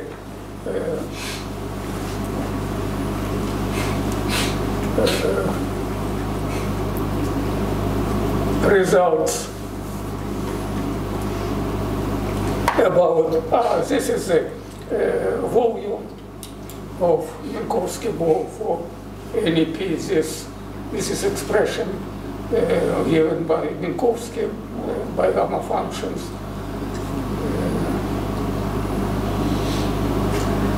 And this is a theory that with examples that give possibility to construct optimal lattice packings for Minkowski's balls. This is proofs in archive. There is, I demonstrate. This is the Minkowski-Kohn modular space. Let's see.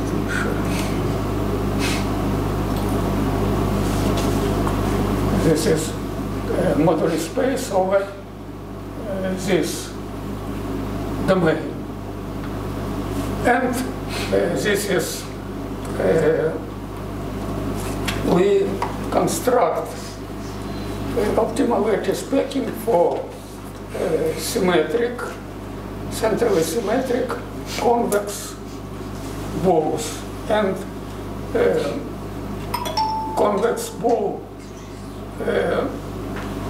from Minkowski ball we obtain centrally symmetric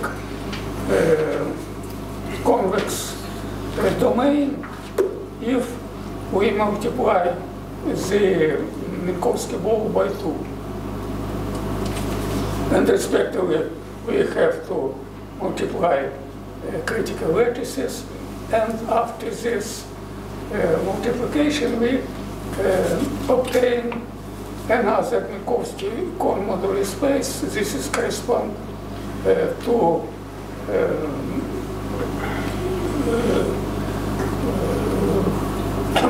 lattice packing of Minkowski balls. And it is interesting, this is really a foundation of proof. This safe is only up to 4, multiplied by 4 for this. So the minimum analytical expression for minimum is the same, only constant multiplier, now 4.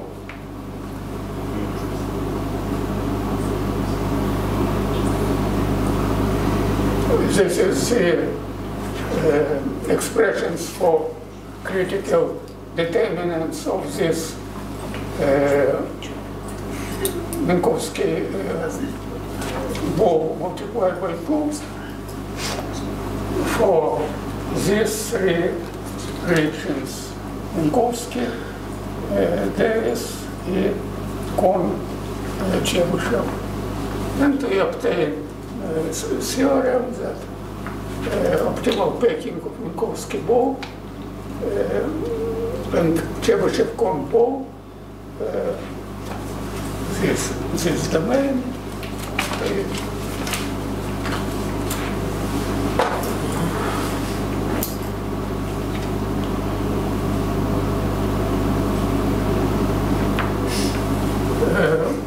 this domain is realized by these critical lattices of index 2, the critical lattice of this critical lattice. This critical lattice and this critical lattices, this is the lattices of index 2 of this.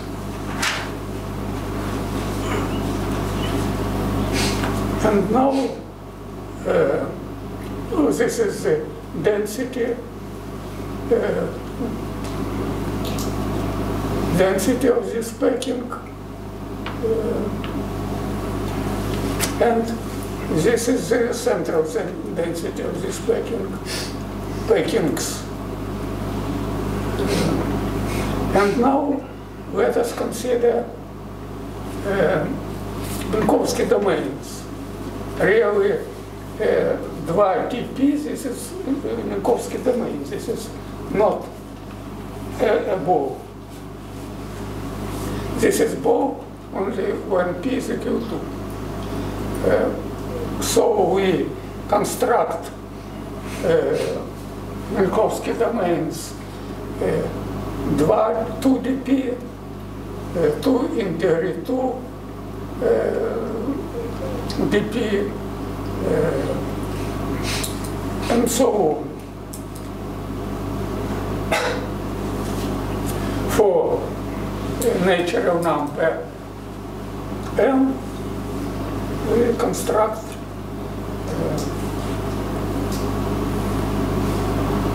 centrally symmetric convex bodies. This is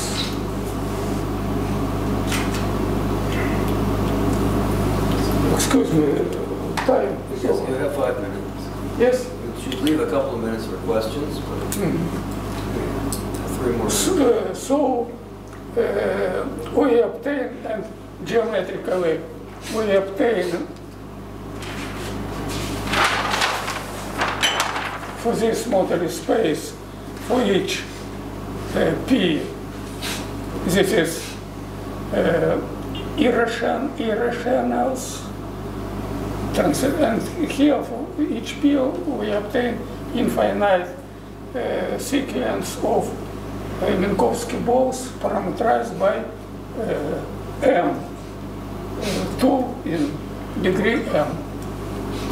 And also it is from this Minkowski domains, it is possible to construct direct limit of these domains, and interesting this direct limit is, for instance, for lattices, this is lattice over Voidic numbers. Periodic, and here for P is equal to, no, this is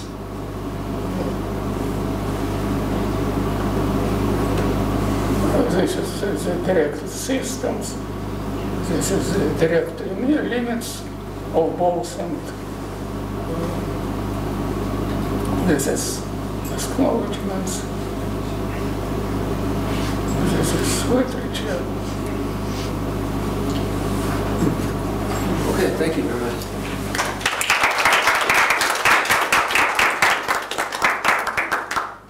Any questions or comments for our speaker?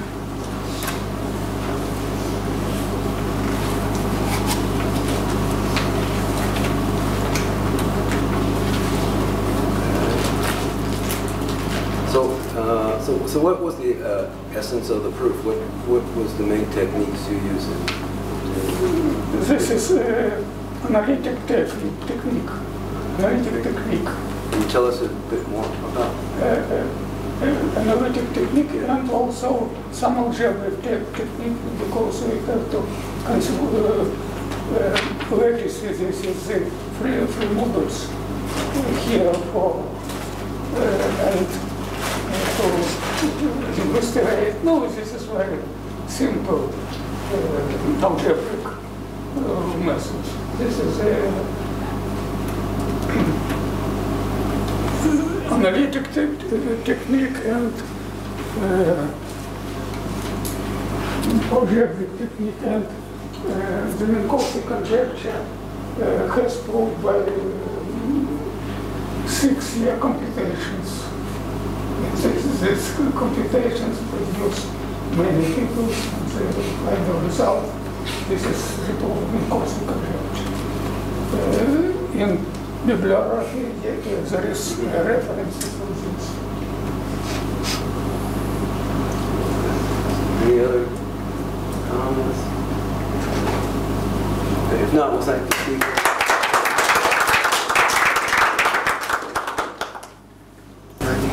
Okay, I'm anxious to hear what a polynomial plank is. So he's going to talk on this topic, and you're currently at the IMI here, at the Bulgarian Academy of Sciences, right? Yes, all right. Okay, thank you very much for the opportunity to give this talk. So this talk will be about some covering problems, and I'm apologizing in advance for being a little bit sleepy. And there is an apology for this. This is an apology my wife gave at birth of the baby of my son 10 days ago. I have many.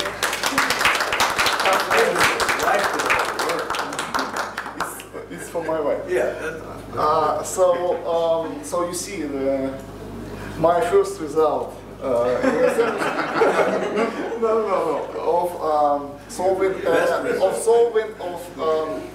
Covering problem, actually covering my baby with clothes, diapers, and blankets. This is not a joint result, by the way. The joint result. But the covering problem, I did the last time. I'm not sure, but maybe together. Yeah. Okay. Anyway, I will speak about more theoretical problems.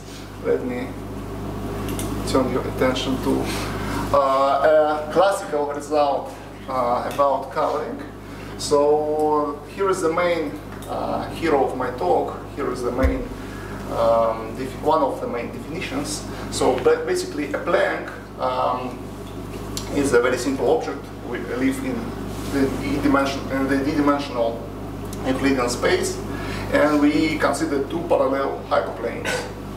And look at the convex hull of these hyperplanes, or just look at the space, or the part of the space line between these hyperplanes. And this is Planck, and the width of Planck is just the distance between these two hyperplanes. Another way to look at the Planck is just look at the kind of central hyperplane and look at all points that are within distance omega over 2 from this hyperplane. Okay, the width of a convex body, by convex body I mean a compact convex set in the Euclidean space with non-empty interior, and it's the width of a convex body is just the smallest width of one Planck covering this convex body. For example, if we have a ball, we just look at the diameter of this ball, elementary. So a classical result by Bank from 1951, 1952, or maybe 1950, so he published it. He found two proofs actually. So states the following, that if we have a convex body in the d-dimensional Euclidean space, then the total width, and this convex body covered by collection of Plancks, then the total width, so the sum of the widths of our Plancks, is at least something, and this something is the width of this convex body.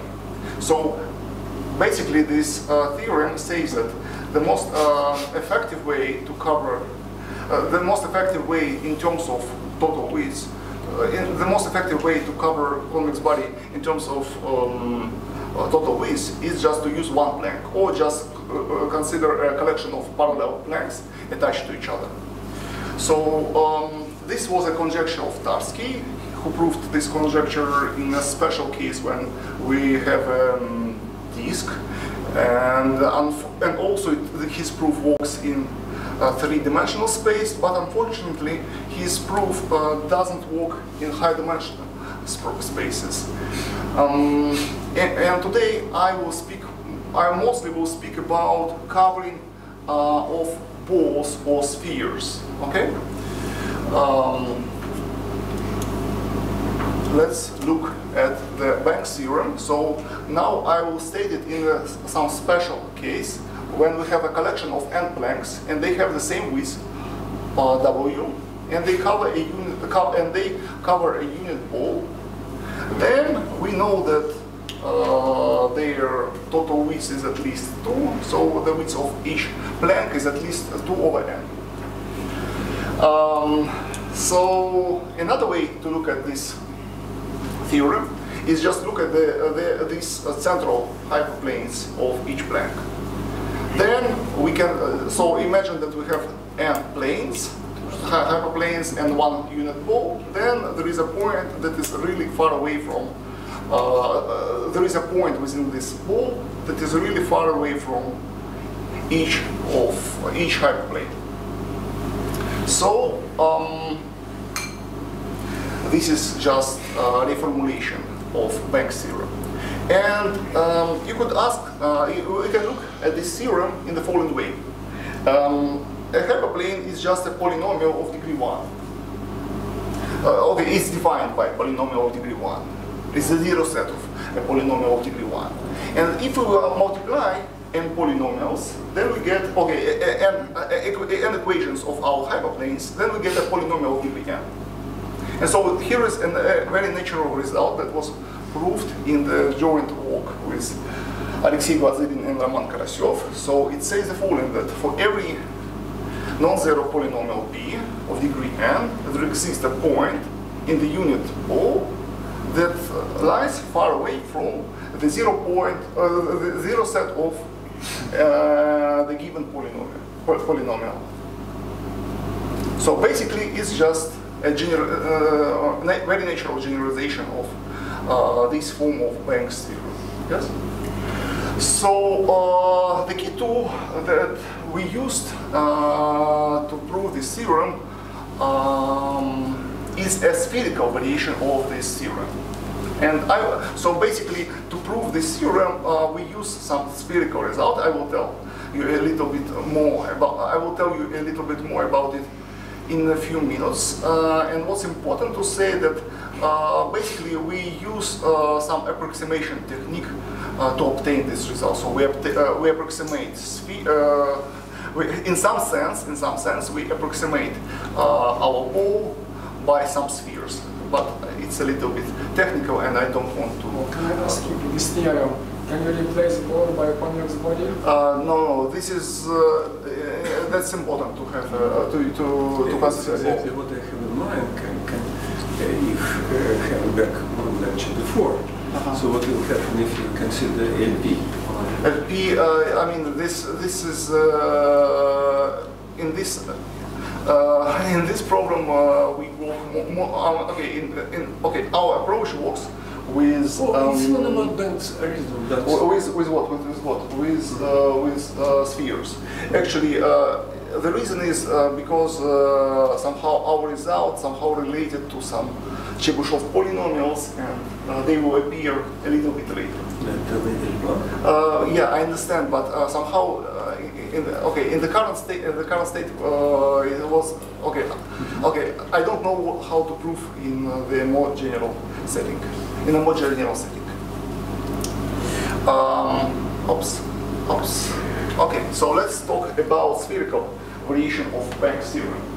So it's known as Feisch-Stokes zone conjecture. So just for simplicity, imagine that we have a unit sphere in R3, not in RD, centered at the origin, and we look at the great circle. So basically, we look at the intersection of the sphere and the hyperplane passing through its center.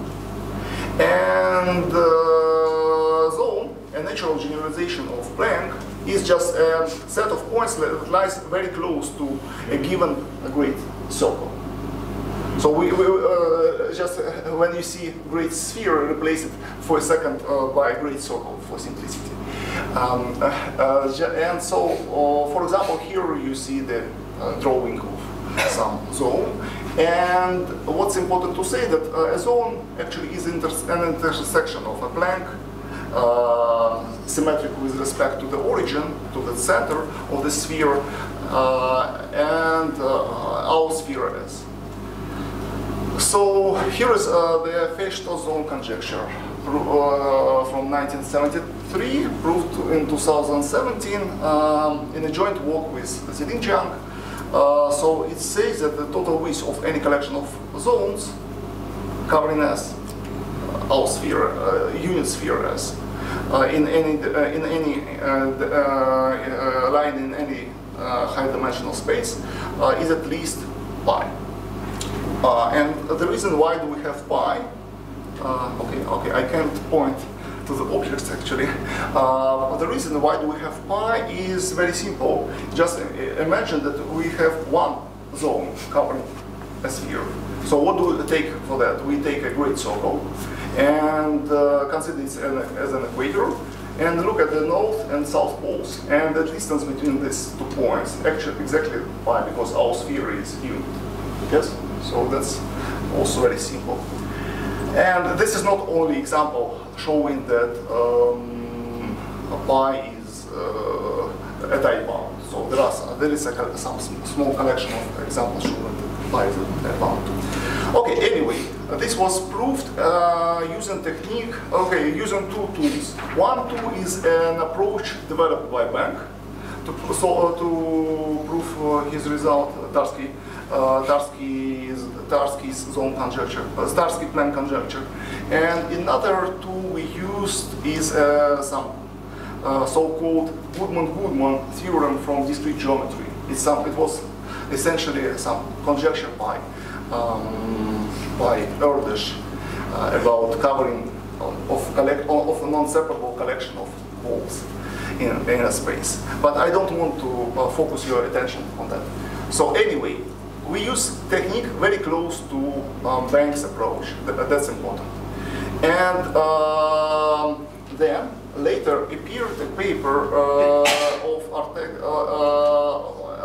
Ortega-Morena in 2021. Actually, the preprint occurred in 2019 with a proof of Festo's zone conjecture. Under the assumption that our zones are of the same width. So basically it's more or less,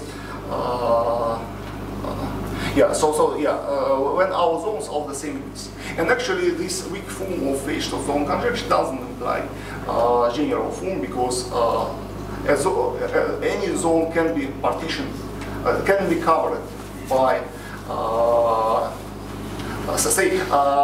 we cannot cover, so if we have a zone of width W, we cannot cover it by two zones of width omega over 2. So that's the reason why we cannot, we don't have implication from the lower result to the first result. So what's important to say? But the proof of Ortega-Morena was relatively tough to read. And later, Yifei Zhao, who gave talk a few minutes ago, maybe 1 hour, 2 hours ago, found an elementary proof of this result. And in some sense, I will give you a proof of this result in a few minutes. So let's focus. Let me repeat the key steps. Okay. So here is here is the weak form of Festo zone conjecture. So basically, it's the same as was. So it's just we have a sphere and it's covered by zones of the same width. In the second variation of this statement, what do we have? Here we have again great spheres aligned on the unit spheres, and then, as in the variation of Banks result, we can find a point that is really far away from this collection of great spheres. So let's look at these great spheres. Again, we can look at them as intersection of hyperplanes with our sphere S. So again, we can look at the polynomials. And in fact, Yufei proved the following result, that for every homogeneous polynomial P, so again, why do we have homogeneity here? It's just because a hyperplane passes through the center. So of degree n, there is a point on S that is far away from the zero set of this polynomial lying on the surface of our sphere, within our sphere. Okay. This was proved by Yufei, and somehow Blazin, Krasov, and I found that we can slightly improve. We can forget about the word homogeneous. Actually, I forgot to put here. I did this on purpose. I forgot to add some condition that actually the polynomial in this statement should be should not vanish on the surface of the sphere. Otherwise, it's nonsense. So, and here is a corollary of this result. Basically, we will using this result. It's very easy to prove the following corollary: just Weierstrass conjecture for non-centrally symmetric zones. And in this case, actually, for non-centrally symmetric zones, this is not difficult to prove. Basically, we just now we can consider arbitrarily hyperplanes instead of hyperplanes passing through the center. And so playing with these hyperplanes, we can easily, in some sense, cover a sphere with zones. And using this corollary and playing with some approximations, we were able to prove the result in the Euclidean case about polynomials. So how much time do I have? Do I have 10 minutes? Yes. Yeah, sure. 10 minutes more. So, and now let's sketch, let me give you a sketch of the proof of this theorem about non-homogeneous polynomials. So what's the proof? So just for simplicity, imagine that we live in the three-dimensional space. Yes. So the sphere is two-dimensional. The sphere, is two-dimensional. So let's choose a point P on the surface S, where our polynomial attains its global maximum. Where our polynomial attains its absolute global maximum. So, and this is this is a good candidate, and actually it's a desired point, and we will show that in the neighborhood of this point. So basically, in the curve, there are no zeros of our polynomial. We'll show this in a minute. So next, we just draw a great circle, omega, any great circle, omega, through this point P. And now we'll reduce our problem to a circular case.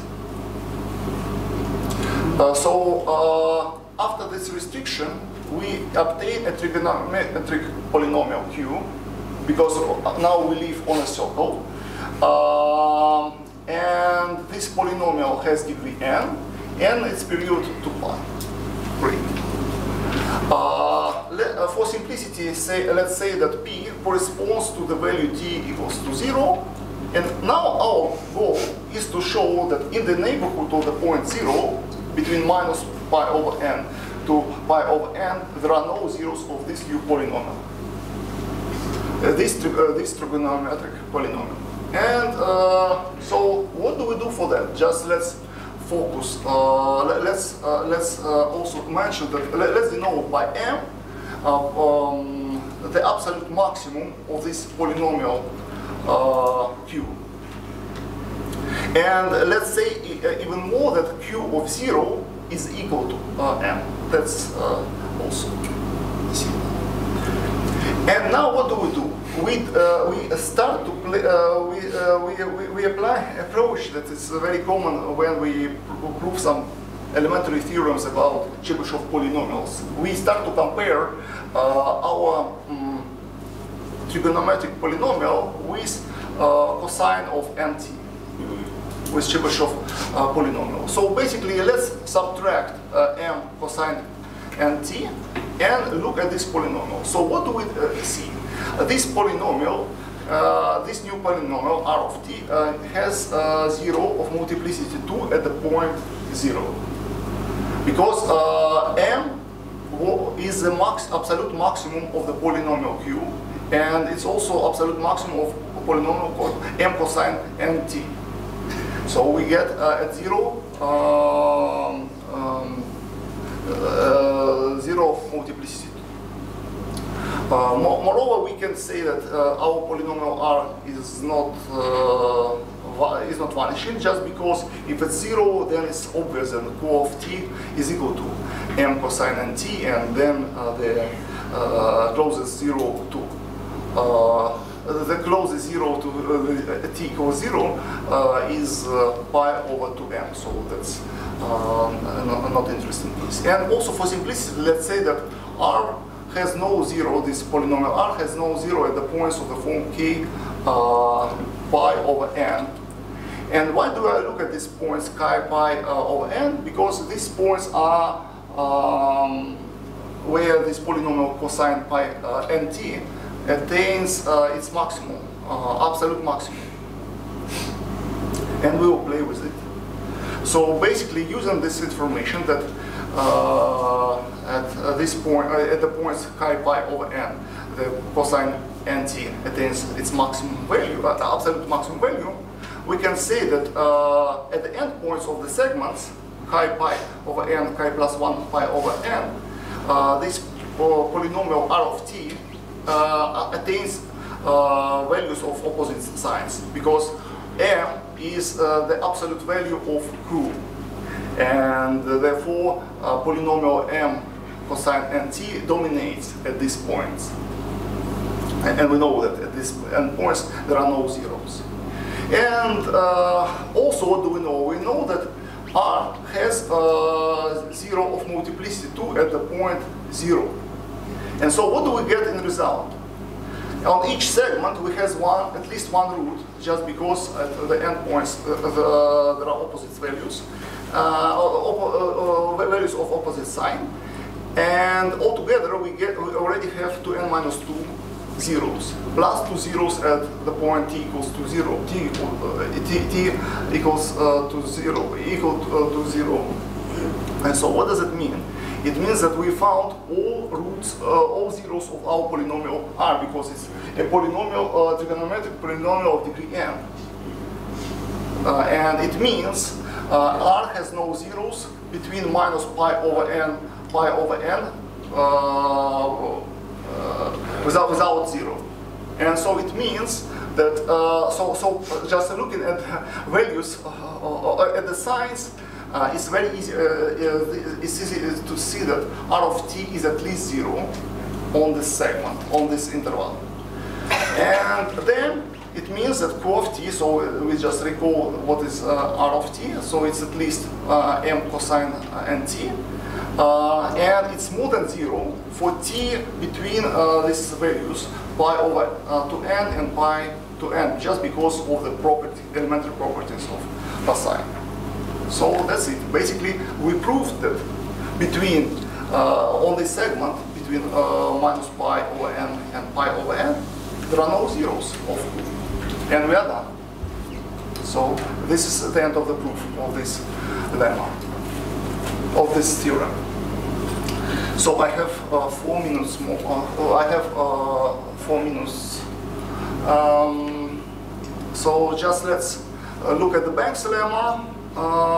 So I think that I don't have enough time to speak about all these results, but let's just mention.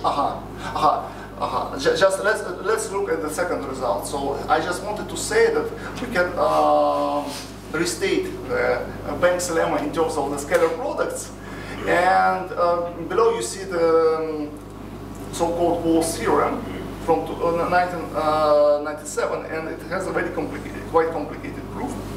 And it says basically that it's some variation of Planck theorem in the complex space.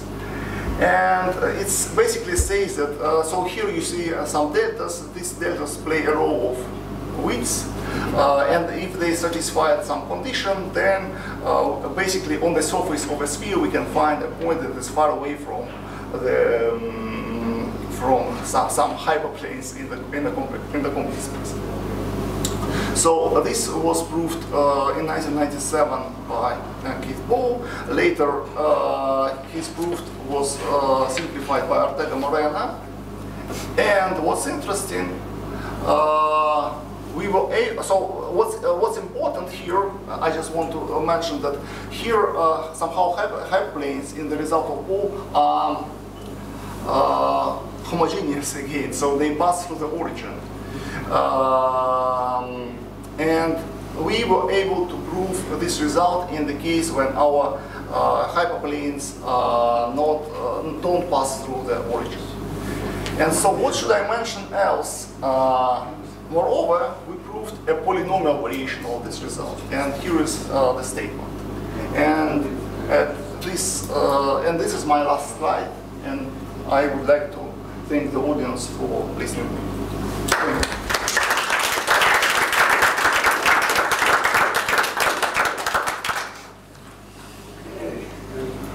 Questions? Comments? Miller? I have maybe two comments. So, first is that this whole Planck problem business can be reformulated. Say Ball's theorem can be reformulated in saying that instead of the hyperplane, you consider the orthogonal vector, which is normal to it, yes, and the linear functional, which is determined by inner product by this vector. And then so you have n prescribed linear functionals, normalized linear functionals, and you would like to find a point within your ball such that all these linear functionals attain a value larger than 1 over n, say, or larger than delta k. And the same question can be posed in any normed space. You have the unit ball of the normed space. You would like to find a point such that the values of n prescribed linear functionals are so high. And that is basically a characteristic of the geometry of the normed space. So what we encounter here, that CD is a space where actually you can prescribe more than 1 over n. And it's an interesting field of study in Banach spaces, that in which Banach spaces what you can prescribe. And a very interesting ramification of this thing is the so-called polarization constant problem. Do you know this? I've heard of this, but I read maybe even several papers of this, but I never worked on it. Yeah, okay, so the question is the same. You have n linear functionals, but you don't consider individual values. You just take the products. So if each of them can be larger than 1 over n, then the product is larger than 1 over n to the n. And that is trivial from Ball's theorem. Question.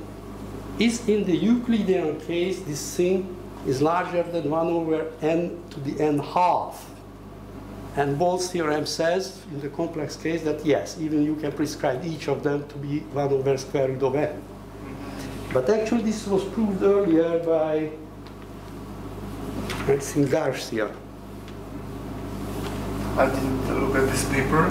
Okay, that's very interesting. That's much more complicated. It uses Gaussians and some Some very nice processes. Now, so the complex case is settled. Ask the same question in the Euclidean space in the real case. Is it true that in the Euclidean case, so the dimension is at least as large as n, so the number of linear functionals, otherwise this thing is degenerate. You take just n normalized linear functionals, consider the product. Is it true that there is a point where this product is larger than 1 over square root of n? That is the so-called linear, because we consider linear functionals, linear polarization constant conjecture. It was proved up to n equals 5 in one of my papers with Papas, and recently Damian Pinasco from Spain brought it up to 15. And there are all kinds of results and estimates, but this is still open for 30 years since the complex case was solved by Garcia. So I think it's related. Yes. Very, very closely related. So Bound's lemma and such constructions are used in these concrete proofs. So it's an interesting direction to look at. So Thanks. Thank you for the comment. Any other questions? With this elementary group, you mentioned for simplicity, assume that these points are not zeros. What do you do if some of them are zeros of your polynomial? It's an elementary game, so it's just, I mean, then you see, you mean, in this argument, you mean, if there are zeros, so we just can count these zeros twice, so we assign it to one segment. So if we have 0, okay, at the point k pi over n, yes, then we can assign the 0 to the both segments. That is on the right and on the left with respect to this point. And then just again count what? The number of zeros. It's again at most to n. So it's just, I mean, you just need to be a little bit careful with it. And there is nothing. I just said this for simplicity. I mean, I put this assumption for simplicity. Okay, any other comment? Yeah. So there's the result that you had at the beginning that basically is saying if you have n degree 1 polynomials, there's a bound on the distance from any of them, right? Something like 1 over n. Yes. And then your result is saying if you look at the zero set for 1 degree n polynomial, you have a lower bound on the distance there. It's on the ball. Is there any indication of if you take multiple polynomials of the same degree, like degree 2 or degree 3, and take their zero sets, if you get a, I don't know, a different bound that somehow depends on the number of polynomials you're taking and the degree at the same time? Degree, I don't think there is, okay, probably, okay. If we take a polynomial of degree 3, we just can, for example, we can just take a product of 3 planes, of equations of 3 planes, and I mean the result should be the same. Then. So there shouldn't be any improvement. Maybe if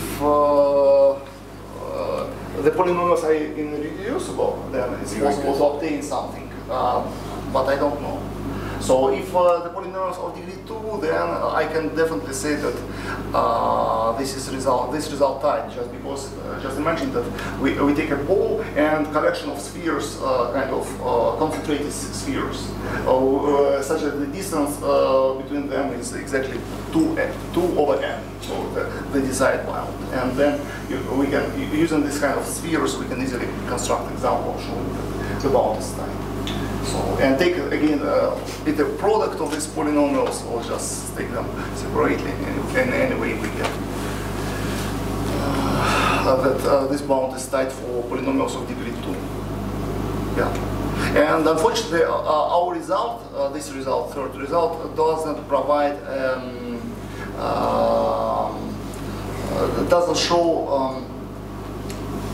which polynomials give a tight bound. Basically, we found some collection of polynomials showing that this